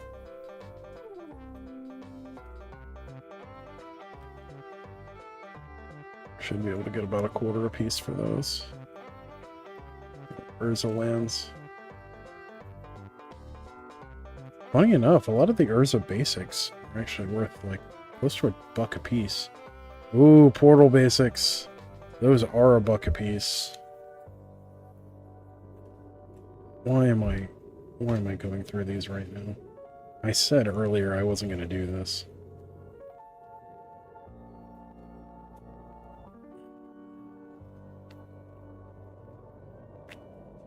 It's because there's Urza lands in here.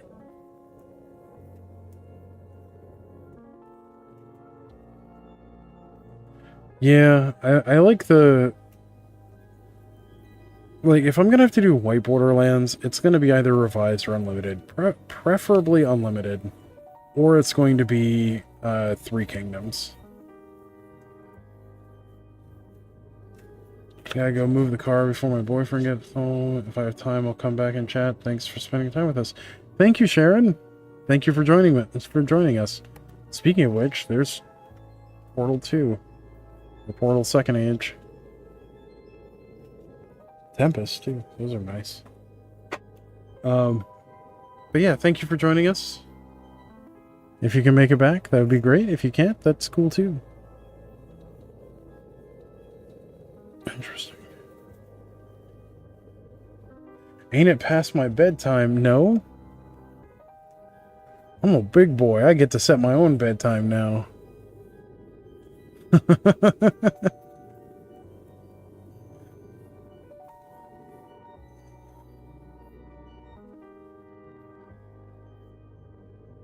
Wait a minute, Tortoise.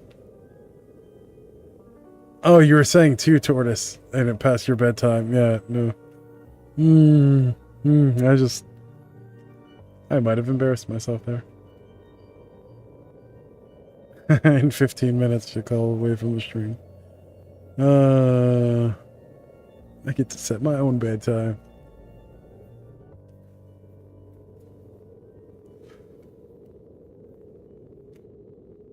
I will say I really like the revised basics. Even though they're the same art as some of the others. Just the symbols are different in between. It's revised, revised, revised. Yeah, it was pretty funny. Or at least I found it amusing.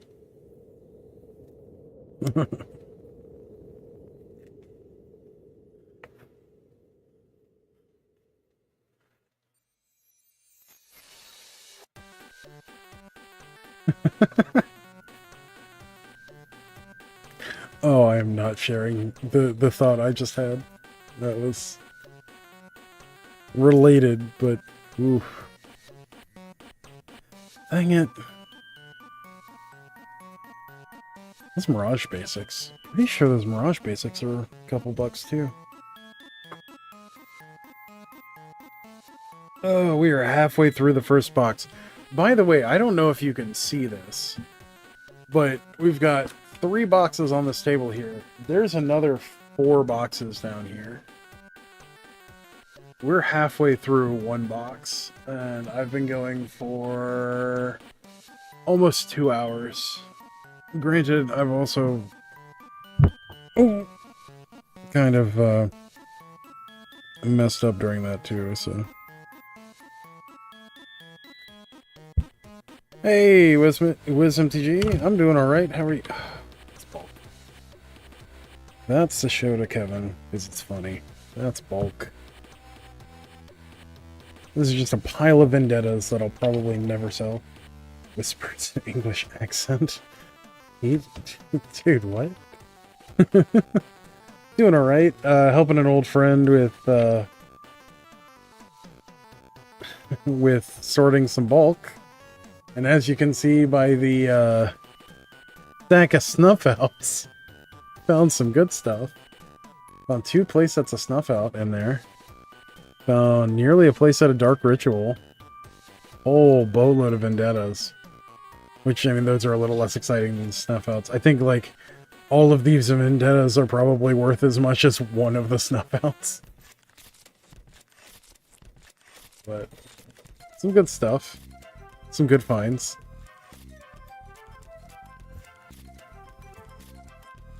So, Oh, so we're gonna do snuff outs, dark rituals. Those are in the definitely worth trying to sell pile. The vendettas are in the dubious pile. Alright, so... Good lord, Mercadian Mass Brainstorm is $6? What the heck? I'm doing well, though. Oh. I am doing well. Having a good time getting through a friend of mine's bulk. Alright, so we got Thunderclap. Sizzle actually worth anything? Thunderclap and Crash. I know those actually see play. GG top 8. Yeah, Crash.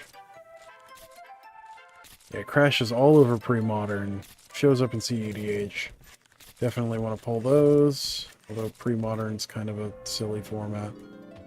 MTG top 8. Yeah, Sizzle is not a real card. Thunderclap. We got the clap. Showed us up in Pauper. Shows up in CEDH. A lot of CEDH. More Pauper. Yeah. Okay. So Thunderclap.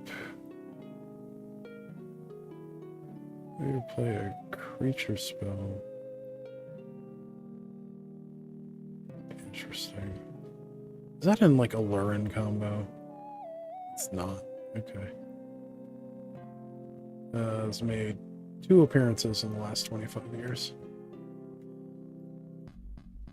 Thunderclap is a butt toot? No, Thunderclap is actually really good. It's a free spell.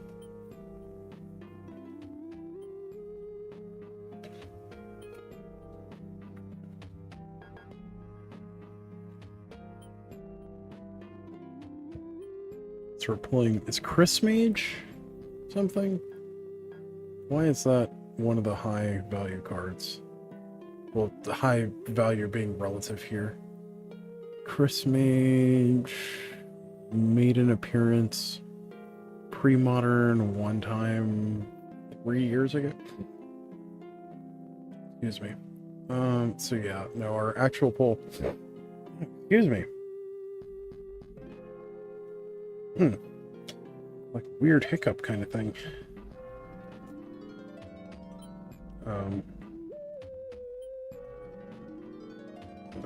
Reef Pirates. Oh no, it's Homelands. Not the Homelands.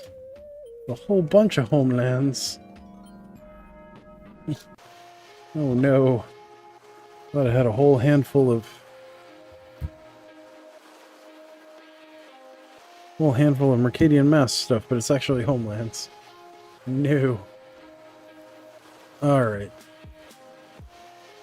Let's see. Wall of Kelp is $3? What? Oh wow. Some of the... There are actually cards from... How did this happen? Who in the world is buying Homeland stuff to make this go up in value? Oh, most of these are rares. That explains everything.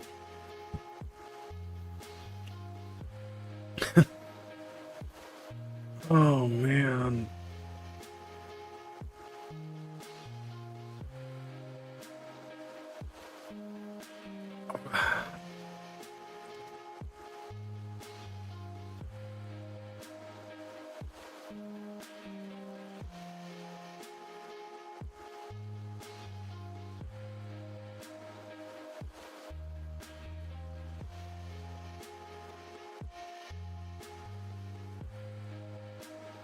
Huh. Oh, you're out in Alaska. Nice. Yeah, it's about to be midnight here. Alright. We got this sorted by...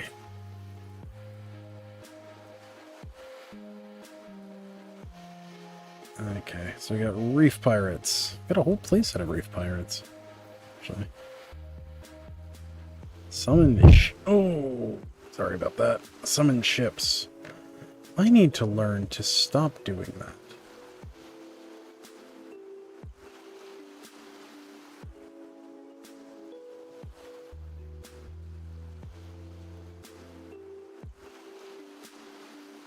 Oh no. You're in Iowa? Why did I think you were in Indiana?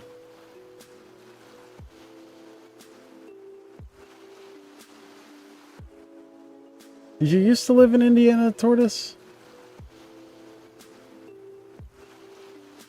Tennessee, yeah. I'm out here in North Carolina. Stream chat, interact.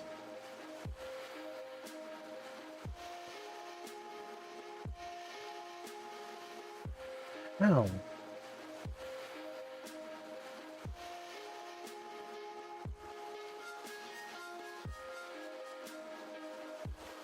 Right, organize my collection. I'm in the process of sorting it all and listing it on the mana box.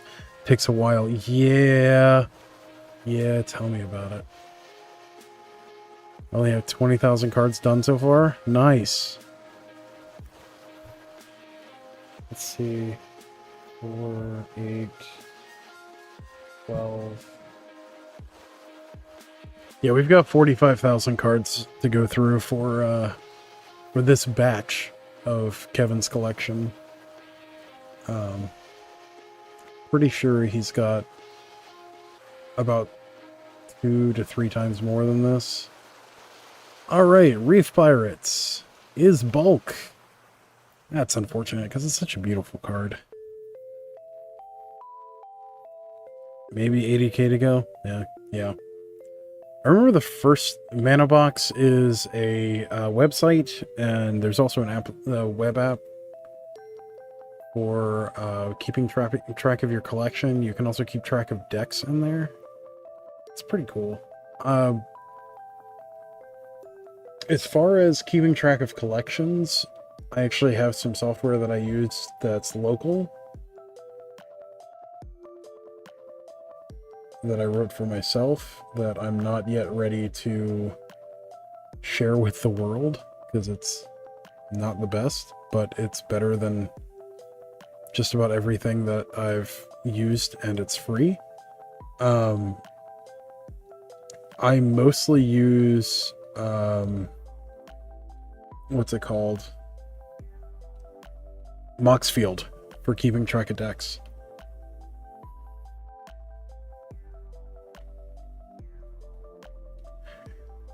Yeah, so I've got a very, very large collection. Everything pre 8th edition is largely unsorted if it has a value under $20. Which sounds silly now that I say it out loud. Everything since 8th edition has been color sorted and then put in order of, put in set order, or pet. Blah, blah, blah, blah, blah. Words are hard. In set number order.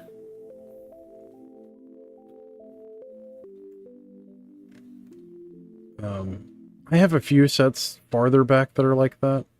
And what I do is I keep a playset of commons and uncommons in the box in a penny sleeve together. Then I have a playset of everything in the binder. And newer sets... Well, newer sets are just a mess. I'm just going to leave it at that. Newer sets are a mess. No, I go over how I organize it a few times in stream. See, Dwarven Trader is bulk. Anaba Bodyguard is bulk.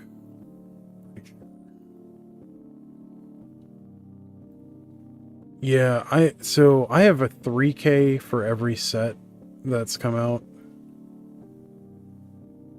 since I have 3Ks for every set from revised to current. Some I've got 5Ks for. Some I've got more than one 3K, but I've got at least a 3K for every set from revised forward. Not all of those are filled out, but most of them are. And I am not looking forward to when I have to get that figured out. Or, you know, I'll just never do it, and whoever gets my collection when I die will have to deal with it.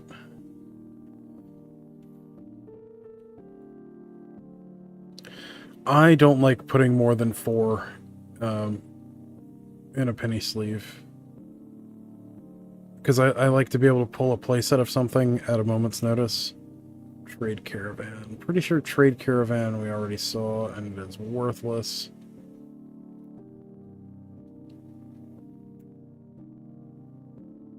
Trade Caravan is, in fact, worthless. Yeah.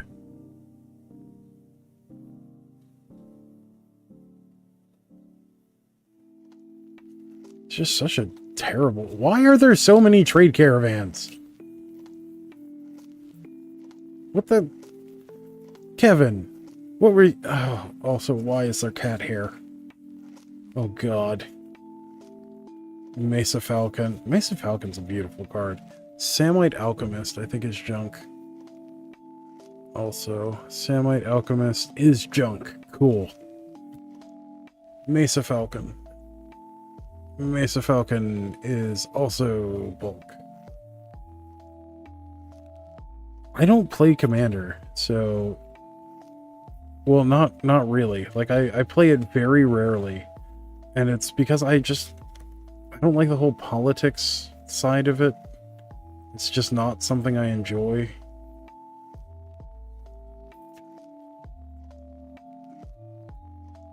Well, thank you, Dr. Dirty Red. I appreciate you hanging out with us. And I hope you have a good night. Alright, we're through that handful of... Okay. Yeah, it looks like the rest is fine. So that's... We know that's bulk. Because we checked it earlier. Oh no. Okay, I know memory lapse is like $1. Yeah, I just... Oh yeah, please hit the like button. I appreciate that. Oh man, Kevin, there's cat hair in here.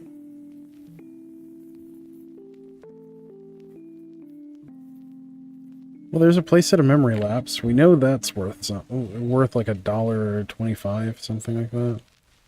Coral Reef. Is Coral Reef worth anything? Lighter, you know, it's not.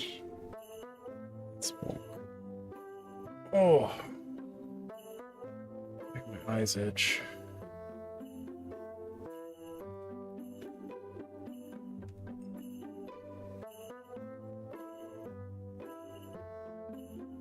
Coral Reef, Coral Reef, Coral Reef, Coral Reef. No. Wow, Didgeridoo is up to $17.50.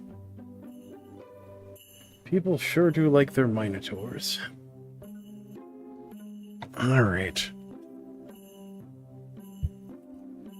So we know this is going to go very quickly because it's only Thunderclap and Crash that are worth pulling.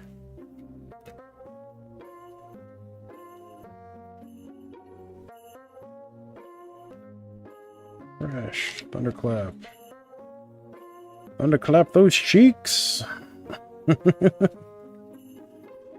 Who's got the clap? They do, they do.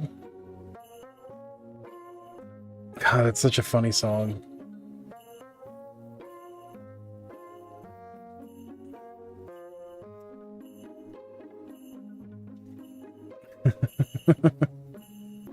That's such a goofy song. I love it. Thunderclap, thunderclap, thunderclap, ho! Oh wait, that's Thundercats. Wrong show.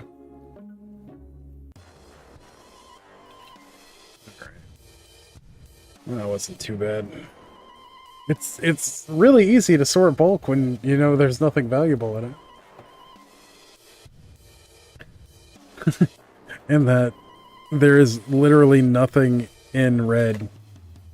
There is not a single red common in Mercadian Mask that is worth more than 25 cents. It's just Thunderclap and Crash both see enough play that it's a reliable 25 cents. So it's actually $1 for 4 of them. So it is worthwhile pulling them, sort of.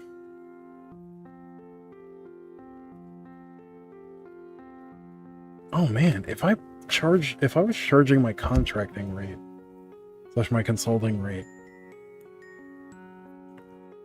you'd have to pull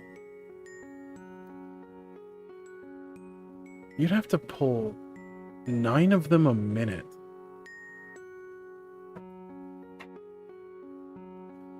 To make that worthwhile. Oh, that's gross. What am I doing with my life?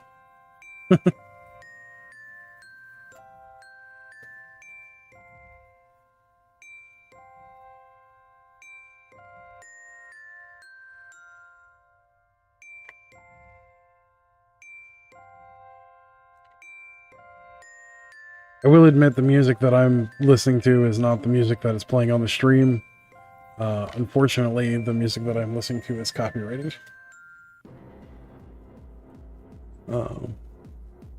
But it is a jam.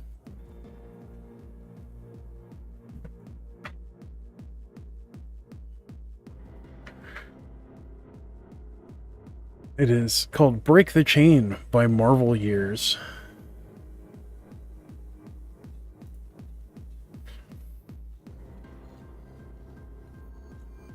It's like this kind of funky vibe to it. It's real good.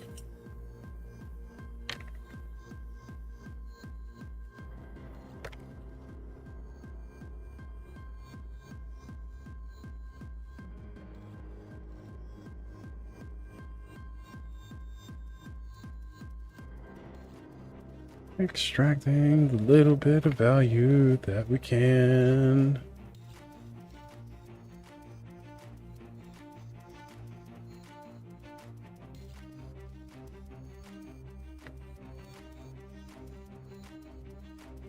Oy.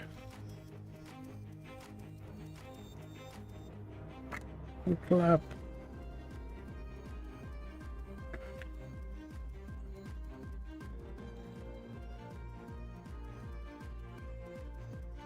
So, you guys have asked me what my favorite stuff is. What's everyone's favorite format? I'll say my favorite is Vintage. My second favorite is Pauper. The one I get to play the most is Standard, though. Then Legacy. Legacy's probably my third favorite format. Vintage and Pauper. I don't get to play them nearly enough.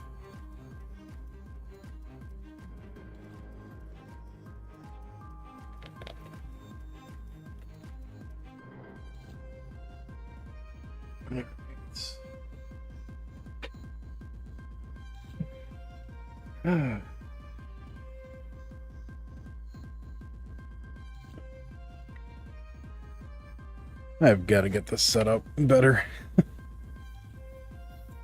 This mic here is like sort of in the worst possible place.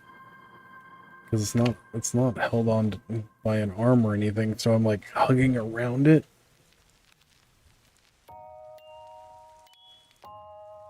Like if I could get it to come down, that would be perfect, but then it would be like blocking my line of sight to what I'm working on.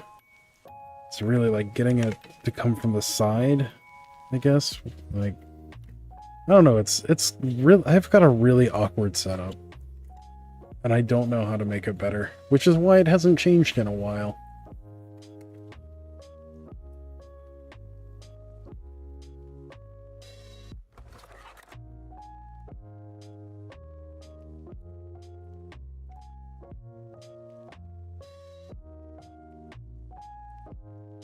Hmm.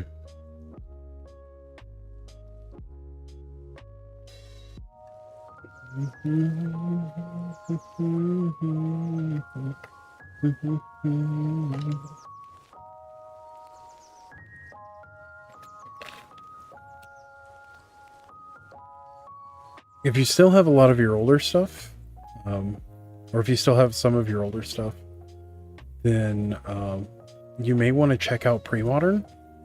It's a really cool format. It uses stuff prior to 8th edition. Yeah. Yeah, that happens to a lot of people. So I played Commander when it was first starting to be a thing. It was like kind of whispered around and like judge meetings and like on the sides of Grand Prix and stuff. And it was just a way for judges to screw around and play with their pet deck in between, you know, in between having to do actual stuff. So, oh, sorry. It was never intended to be a supported format. And once Wizards started supporting it, it just got to not be what it should be.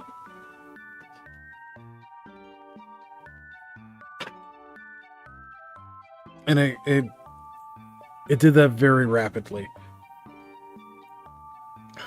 Like, just the fact that CEDH exists is a problem for what EDH was supposed to be. And what's funny is it was actually based off of another format called Highlander, which is now called Canadian Highlander, even though it's not actually a Canadian format, but like it is played in Canada, but it was not created in Canada. It just got popular at Toronto. Well, popular is its own thing. Highlander Gauntlet is also a fantastic format.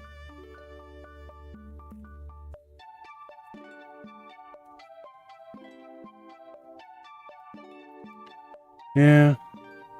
Well, on the bright side, Pre-Modern, real good format. It's a lot of fun. It's basically the stuff between I think it's between Ice Age and everything up to 8th edition. Not 8th edition, but so everything through Scourge. And it is so much fun. It is picking up popularity online. But I've been playing it in paper off and on for I don't know, like 15-ish years. We didn't really call it pre-modern at first, but it's like one of the more niche formats that I like to play.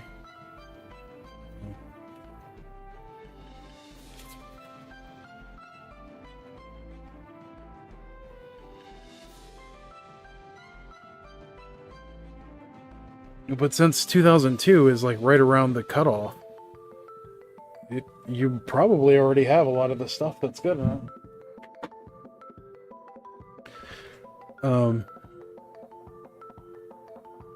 Like Replenish is one of the best decks in the format. Oath Terravor is a really good deck in the format. Stifle Knot is a really good deck in the format. Like, it's got this weird kind of medium. Ooh, hey, those I know are a couple of bucks. It's got this neat medium where it's like sort of in between standard and modern, or pioneer and modern. Like, most decks will have like one or two cards that are like a little obnoxious. All right, so you finished up around 2004. 2004. Fifth Dawn came out, I think it was around 2000. I think it was 2004. It was either 2004 or it was the first set of 2005.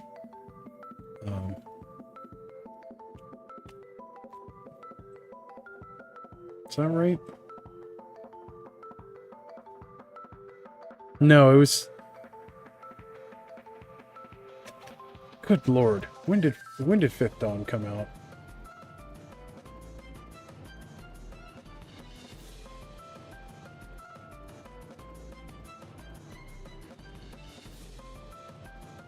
My brain is failing me right now.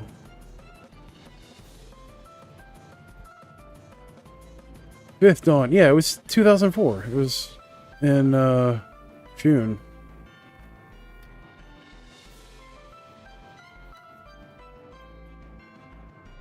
No, you're good. I was trying to think, like, that can't be right. It wasn't 2002, because I was able to drive to Fifth Dawn pre-release.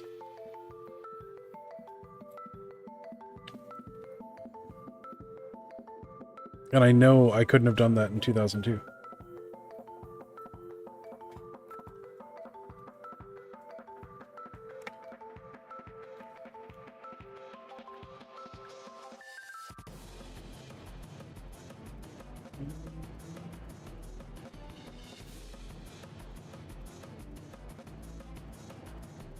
So that was when we still had the pre-releases on the state level.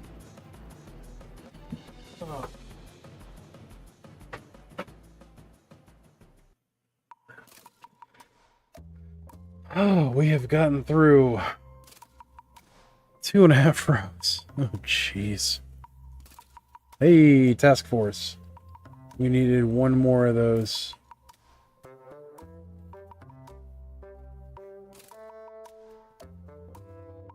I think we needed one more of those in the... I'm gonna buy it. Pile.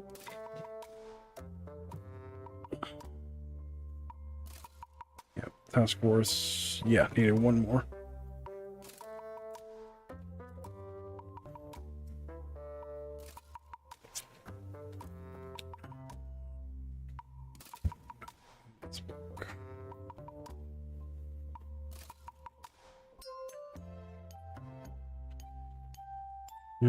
I'll pick up 2 sets, just in case.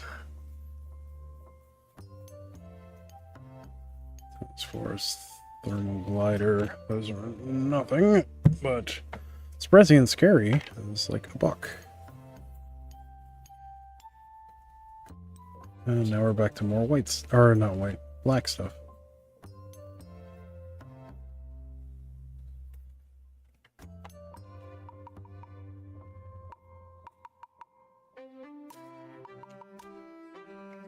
One of which...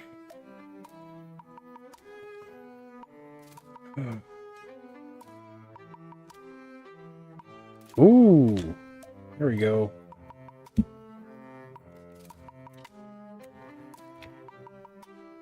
So I have an etched foil prismatic Piper from Commander Legends. Mana box says it doesn't exist. What? That's... Oh. Hey, we just hit some money. Remote farms are like 50 cents, but screw it. The rest of these are actually worth something. Nice. Heck yes. Oh, there we go. Here's something you don't see every day. Mercadian Masks rules reminder from the tournament pack. That's cool, Kevin.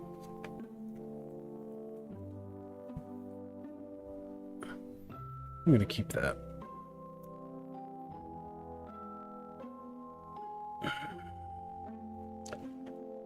Alright, some more bulk. Some more bulk. Okay, found it. It's under a different version. Oh, cool. What was the... Was it under a different set listing, or was it not etched foil? Was it like the super turbo reverse etched foil or something? I find it hard not to get salty with some of the bullshit that they've been pulling with like the variants on stuff. Ooh, we're on to green. Ooh, green. I know there's some good stuff in green. G. Was I imagining something? Because I thought there was like something in green that was several dollars.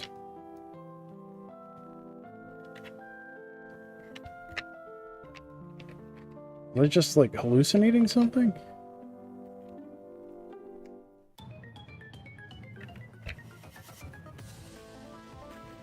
Also, I've been using this storage, or not storage, but sorting tray backwards.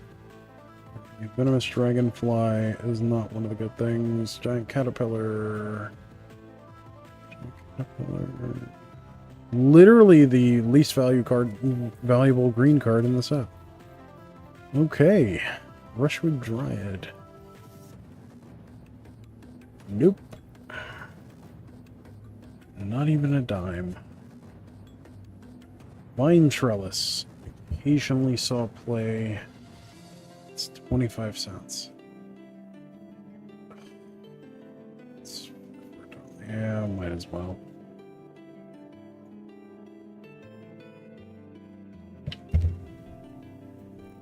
Drummer. Deepwood Drummer's second least valuable card in the set. Oh, this is Mercadian Masks. I must have imagined it, because I thought there was something that was like $4 in Mercadian Masks. There's something that's 4 tickets. It's almost 5 tickets, and that's Ancestral Mask. But it's nothing actually super valuable. Howling Wolf. Not even a quarter. Well, I mean, we've got Invigorate. So the thing with Invigorate is 30 cents.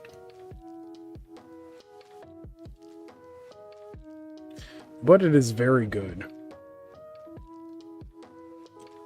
So we're going to pull it.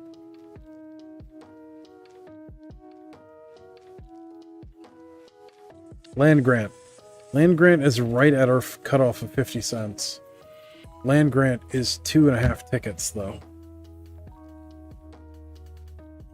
Alright, have fun. Have a good night. And hopefully everything goes well.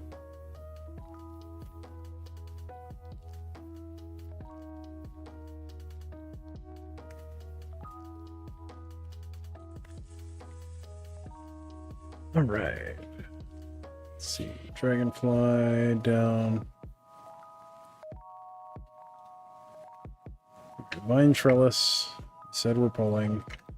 Because it is part of a 4 deck. Tiger Claws. Did Tiger Claws have any actual play? Tiger Claws. Top 8 for this card. It has not seen play since 2015. Wow. That is sad. That's a cool card.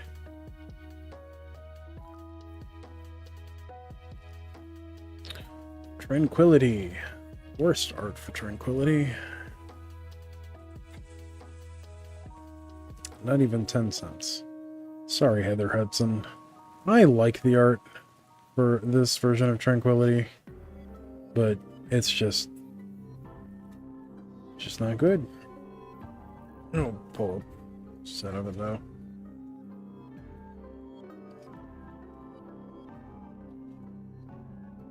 Why does this sound like Jimi Hendrix? Oh, because it is Jimi Hendrix.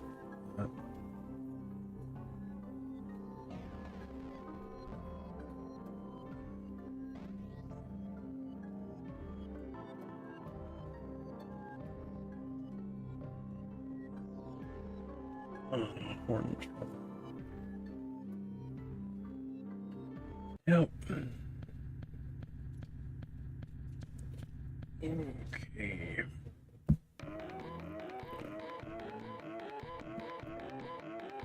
What is this? Also, I don't understand why all of Kevin's cards are like Pringles.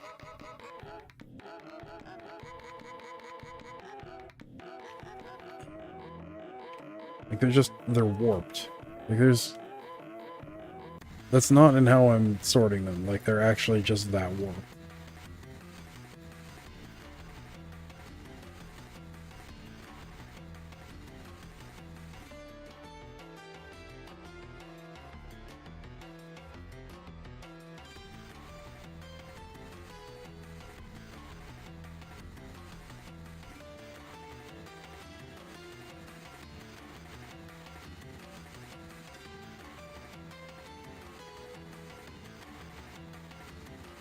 At least these seem to be pre-sorted somewhat.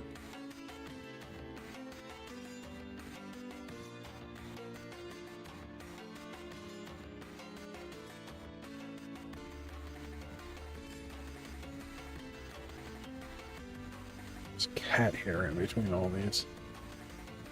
Ugh. It's making me itch. I'm not allergic to cats, but I don't know, it's making me itch for some reason.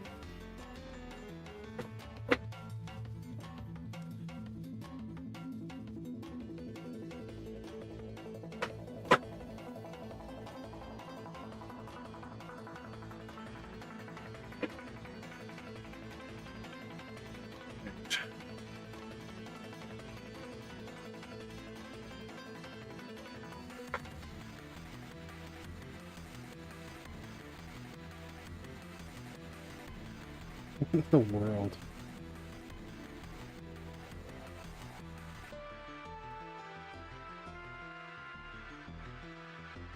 Well, no, this is Urza's destiny. What?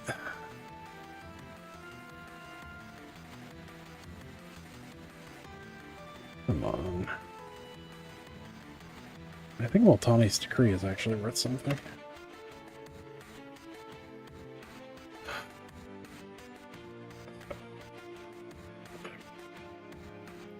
Sets.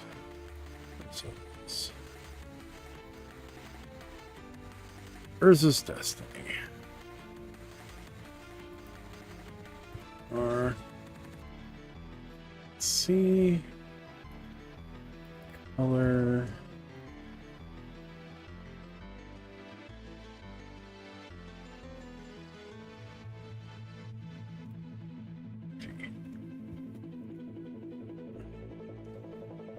Okay.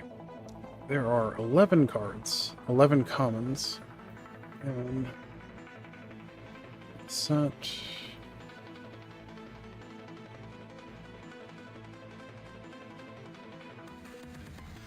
Rofilosa's gift is almost worth a quarter.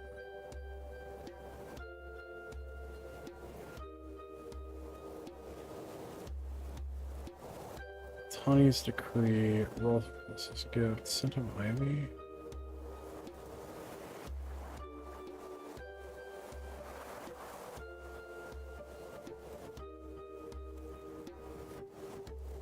Velder.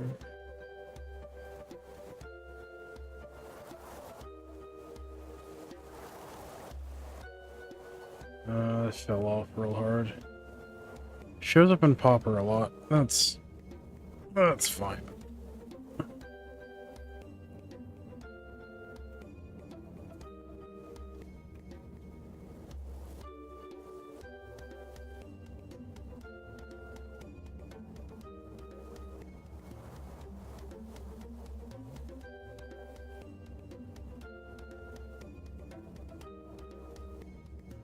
Oh, that's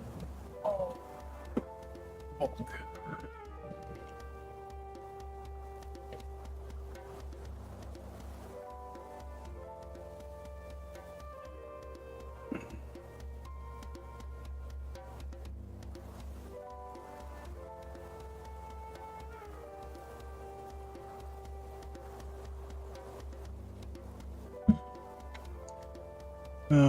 Alright, let's look at blue. Blue had some stuff. You know that.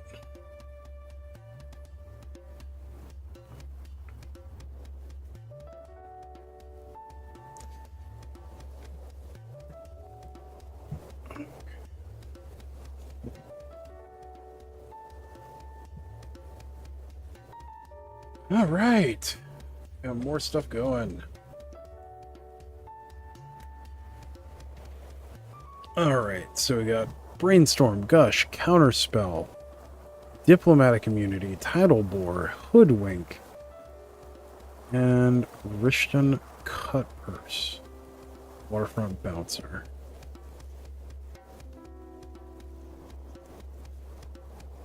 That's everything. Cool. So Counterspell. Oh, crap. None of this is sorted. No. Rishton Cutpurse. Tidal Bore. Your ship.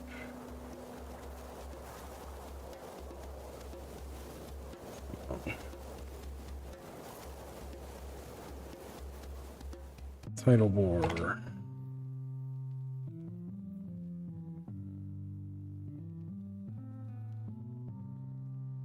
This steps all the way down there.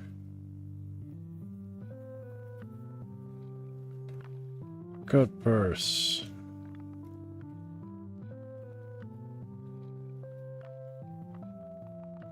Tidal Bore. Hoodwink. Cutpurse.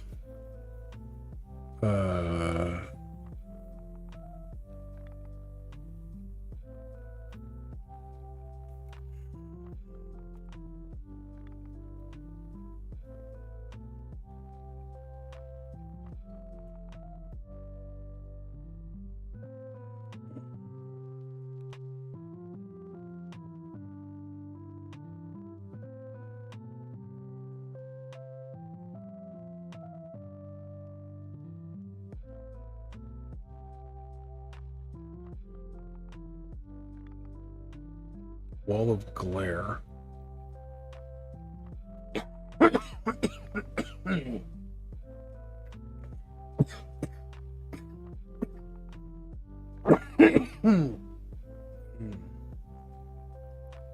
Mask of Law and Grace. Solidarity.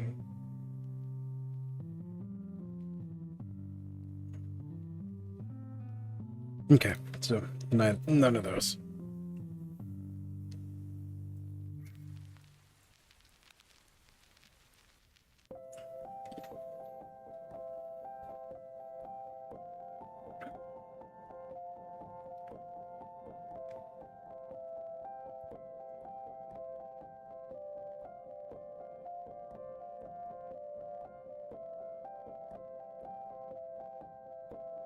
Not that.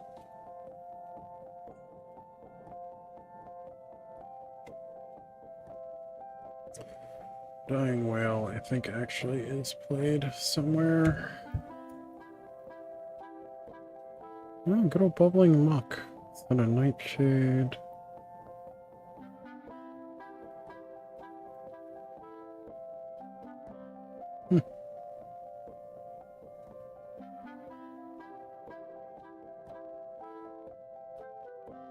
Does that not get played somewhere? No, it does not. Okay.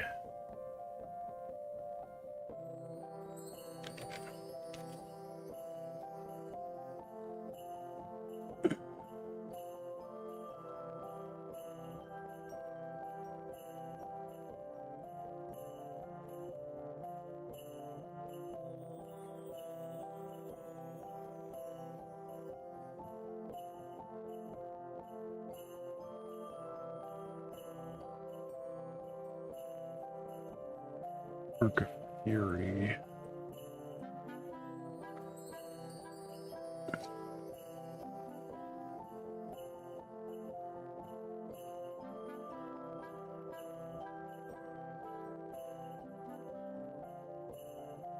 Mask of Law and Grace.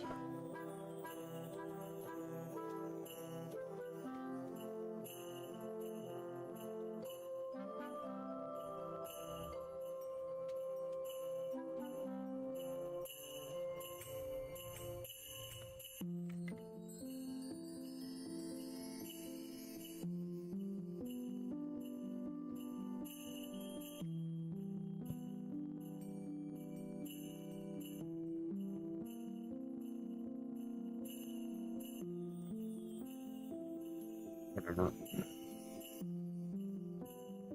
I think I'm probably sorting this twice, but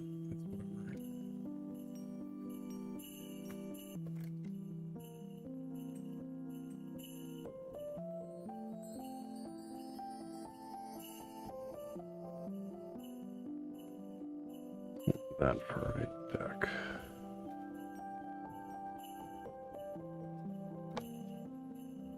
Oh, here, which is nothing. Ooh, peat bog.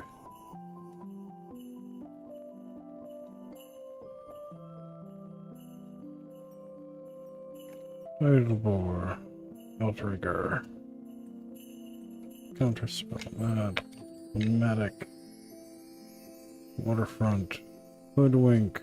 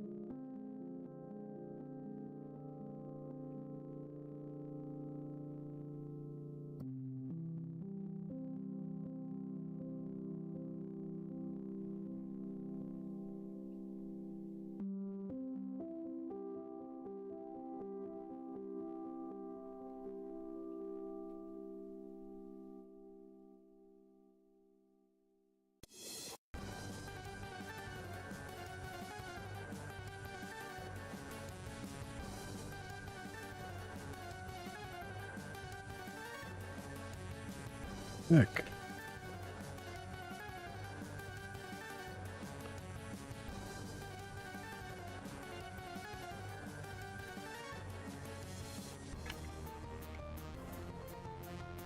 Where are the gushes and brainstorms? Look.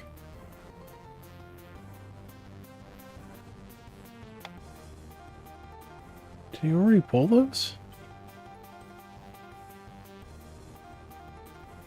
Hey, there we go. Big money.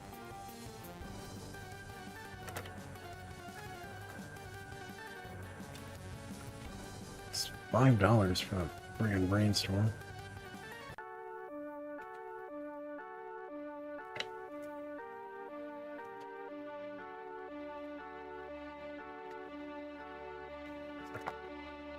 It was not that hard to get brainstorms. What in the world? Oh, he probably already sold them.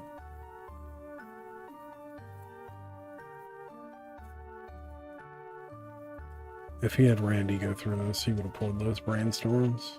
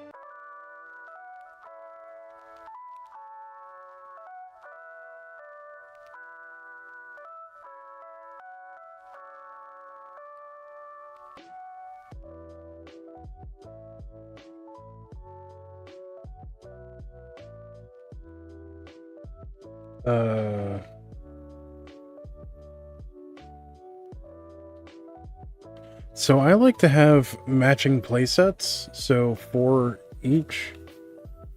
I'm also not the usual collector, because I like to have playsets of a set. A lot of people, since they mostly play Commander, just do singleton sets. So it depends on what you want to do. If you want to play Commander, singleton sets.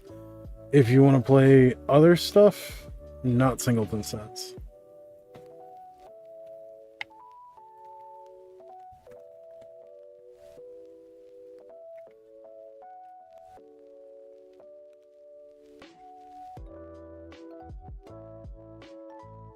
I like to have play sets of things, though. I've always been like that. I actually like to have 2 or 3 play sets of things. Oh, hey, counter spells. $2 each. Keep in mind the prices that I'm saying are retail prices. I'm expecting to get between 50 and 60% of the numbers that I'm saying when selling, after taxes and fees and all that.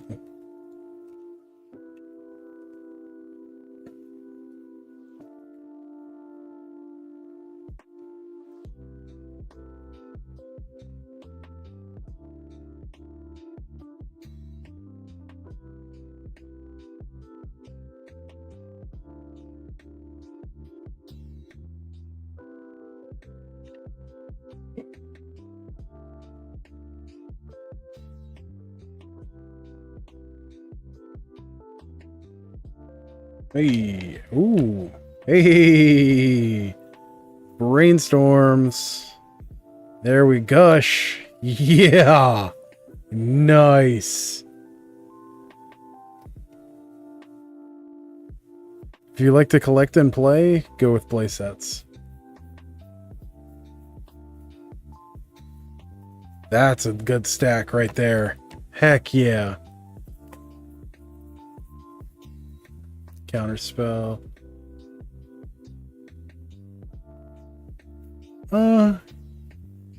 So if she likes the alternate arts a lot, I would do a singleton set including the alternate arts. Again, I like matching playsets of things, and the reason why I like matching playsets of things is so that you don't leak information in competitive play. Not everyone does competitive play, and not everyone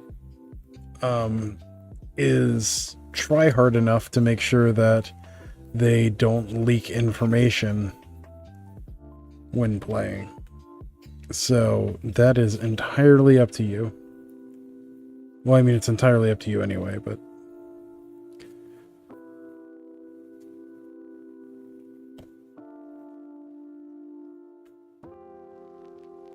Alright. Oh, we are almost done with this box. We're almost done with the first box. And we're just shy of 3 hours in. Nice. Nice.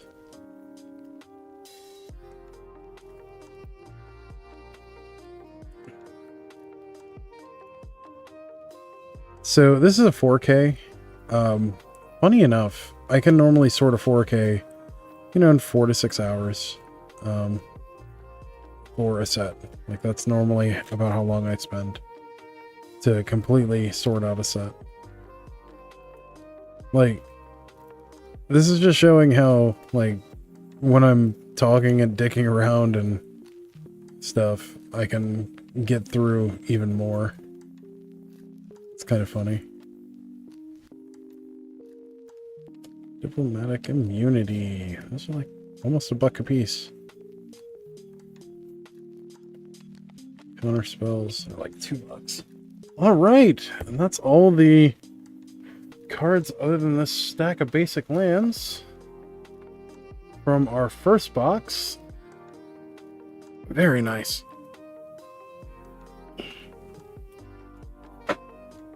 Oh, okay.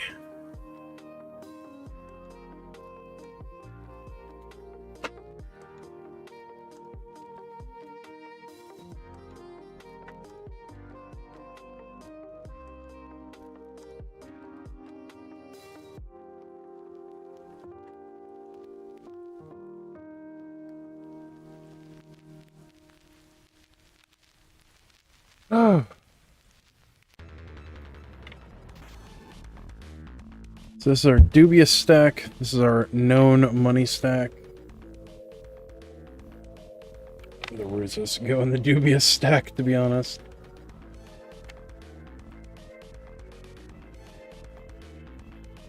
A lot of ruses.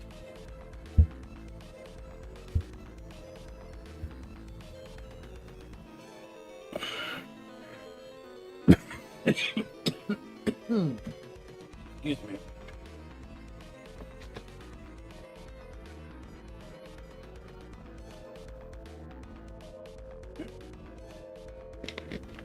All right.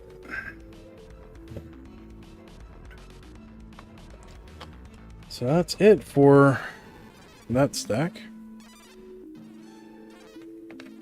Trying to get on at a card shop as a card sorter for them. What's hurt me in the lack of magic knowledge they want people to have. Like in what way? Like, how much knowledge do they want you to have? Because, I'll be honest, some of the best card sorters I've ever seen are people that know very little about Magic and just learn as they go. Oh god, I'm gonna have to put an air purifier in here. Get some of this cat hair up.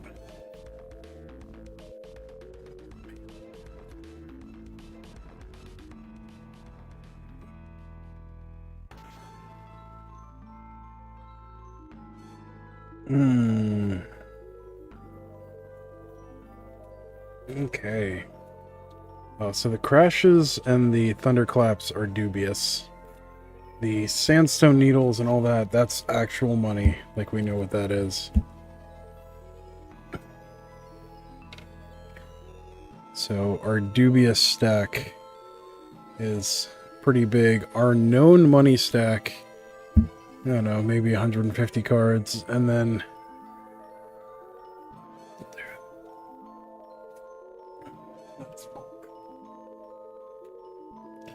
And then bulk, I'm buying a few things out of this too. So probably like $10, something like that. 1, 2, 3, 4. 3, 4. 2, 3, 4. Buck. So $5, $6, 7. I'm just assuming each of these is a quarter. 8, 9. Already got task force, so that's the second task force. 10, 11.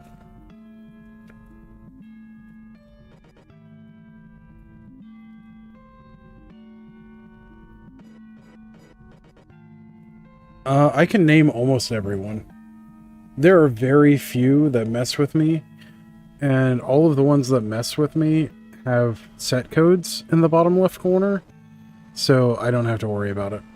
I just run the set code.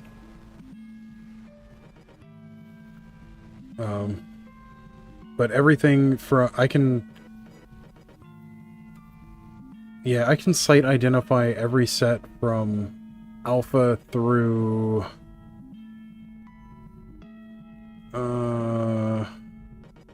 probably Shards of Alara, and then most of the ones since then. Shards of Alara, Confluence, and not Confluence, Conflux, and Alara Reborn. Those three are a little hard to tell apart in my brain.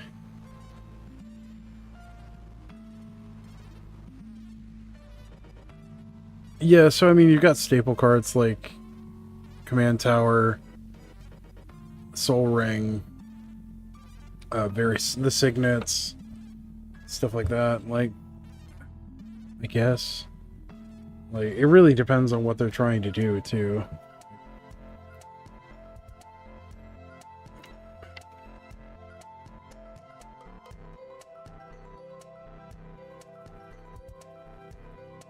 Alright, so Brainstorm's 5. Gush is 4. Counterspell is 225. Diplomatic immunity is $1. And then everything else is a quarter. Okay, so quarter. Diplomatic.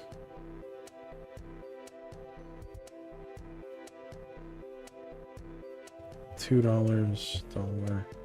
Okay, so these are quarter. That's the big hit in the set. Diplomatic's $1. That.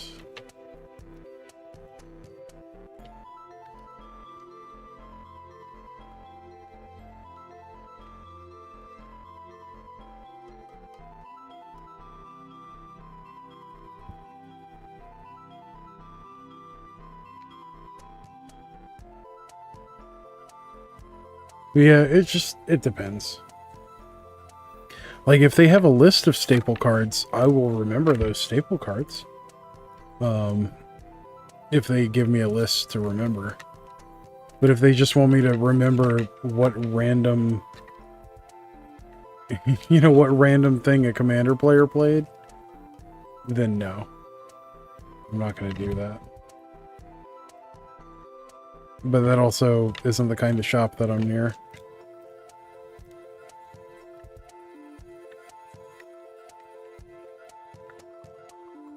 But I've also, you know, owned my own business and dealt with that many times over the years, so it's whatever. I'll be honest, hiring people is hard to do sometimes. Like, I just want people to be able to sort cards at a reasonable pace, so I don't spend a bajillion dollars every time I want a set sorted.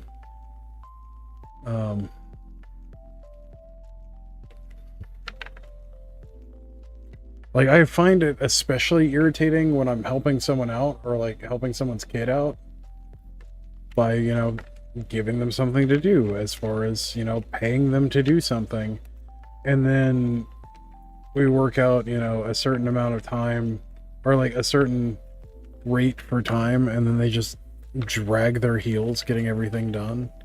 Like, I find that personally offensive.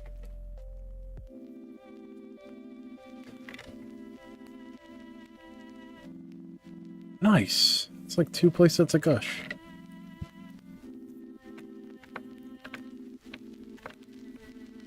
I think we found like close to $100 here. 1, 2, 3. Oh, that's a hoodwink.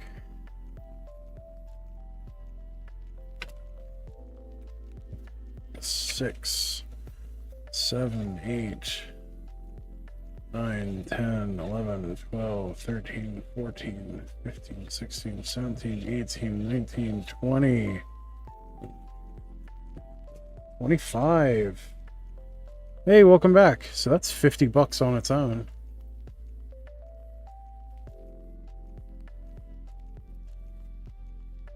It's $50 worth of counter spells. Gosh. $4. We've got 1, 2, 3, 4, 5, 6, 7, 8, 9, 10, 40. So that's 90.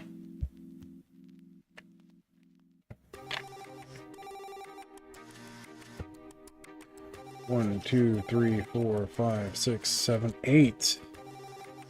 8, that's 40. 44? Yeah, 44, because they're 550. That's 135. It's not bad. Just in blue, $135. Oh, and these are $1 each. So 1, 2, 3, 4, 5, 6, 7, 8, 9, 10, 11, 12, 13, 14, 15, 16, 17, 18, 19. Yeah. 150. Thereabouts. 150 in blue.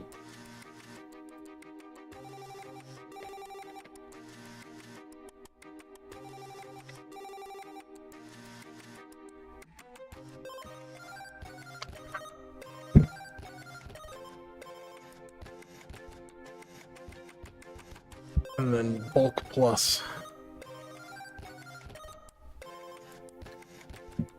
Oh, okay. And a sentimental card. So this is our bulk plus stack. This is our money stack. So everything over $1. This is everything between or under $1, but more than 25 cents. Oh.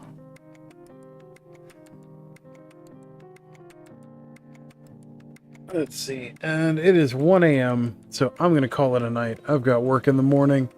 Thank you for joining me today. As always, don't forget to like, share, comment, subscribe, all that good stuff for the algorithm. Really helps us out, and I really appreciate it.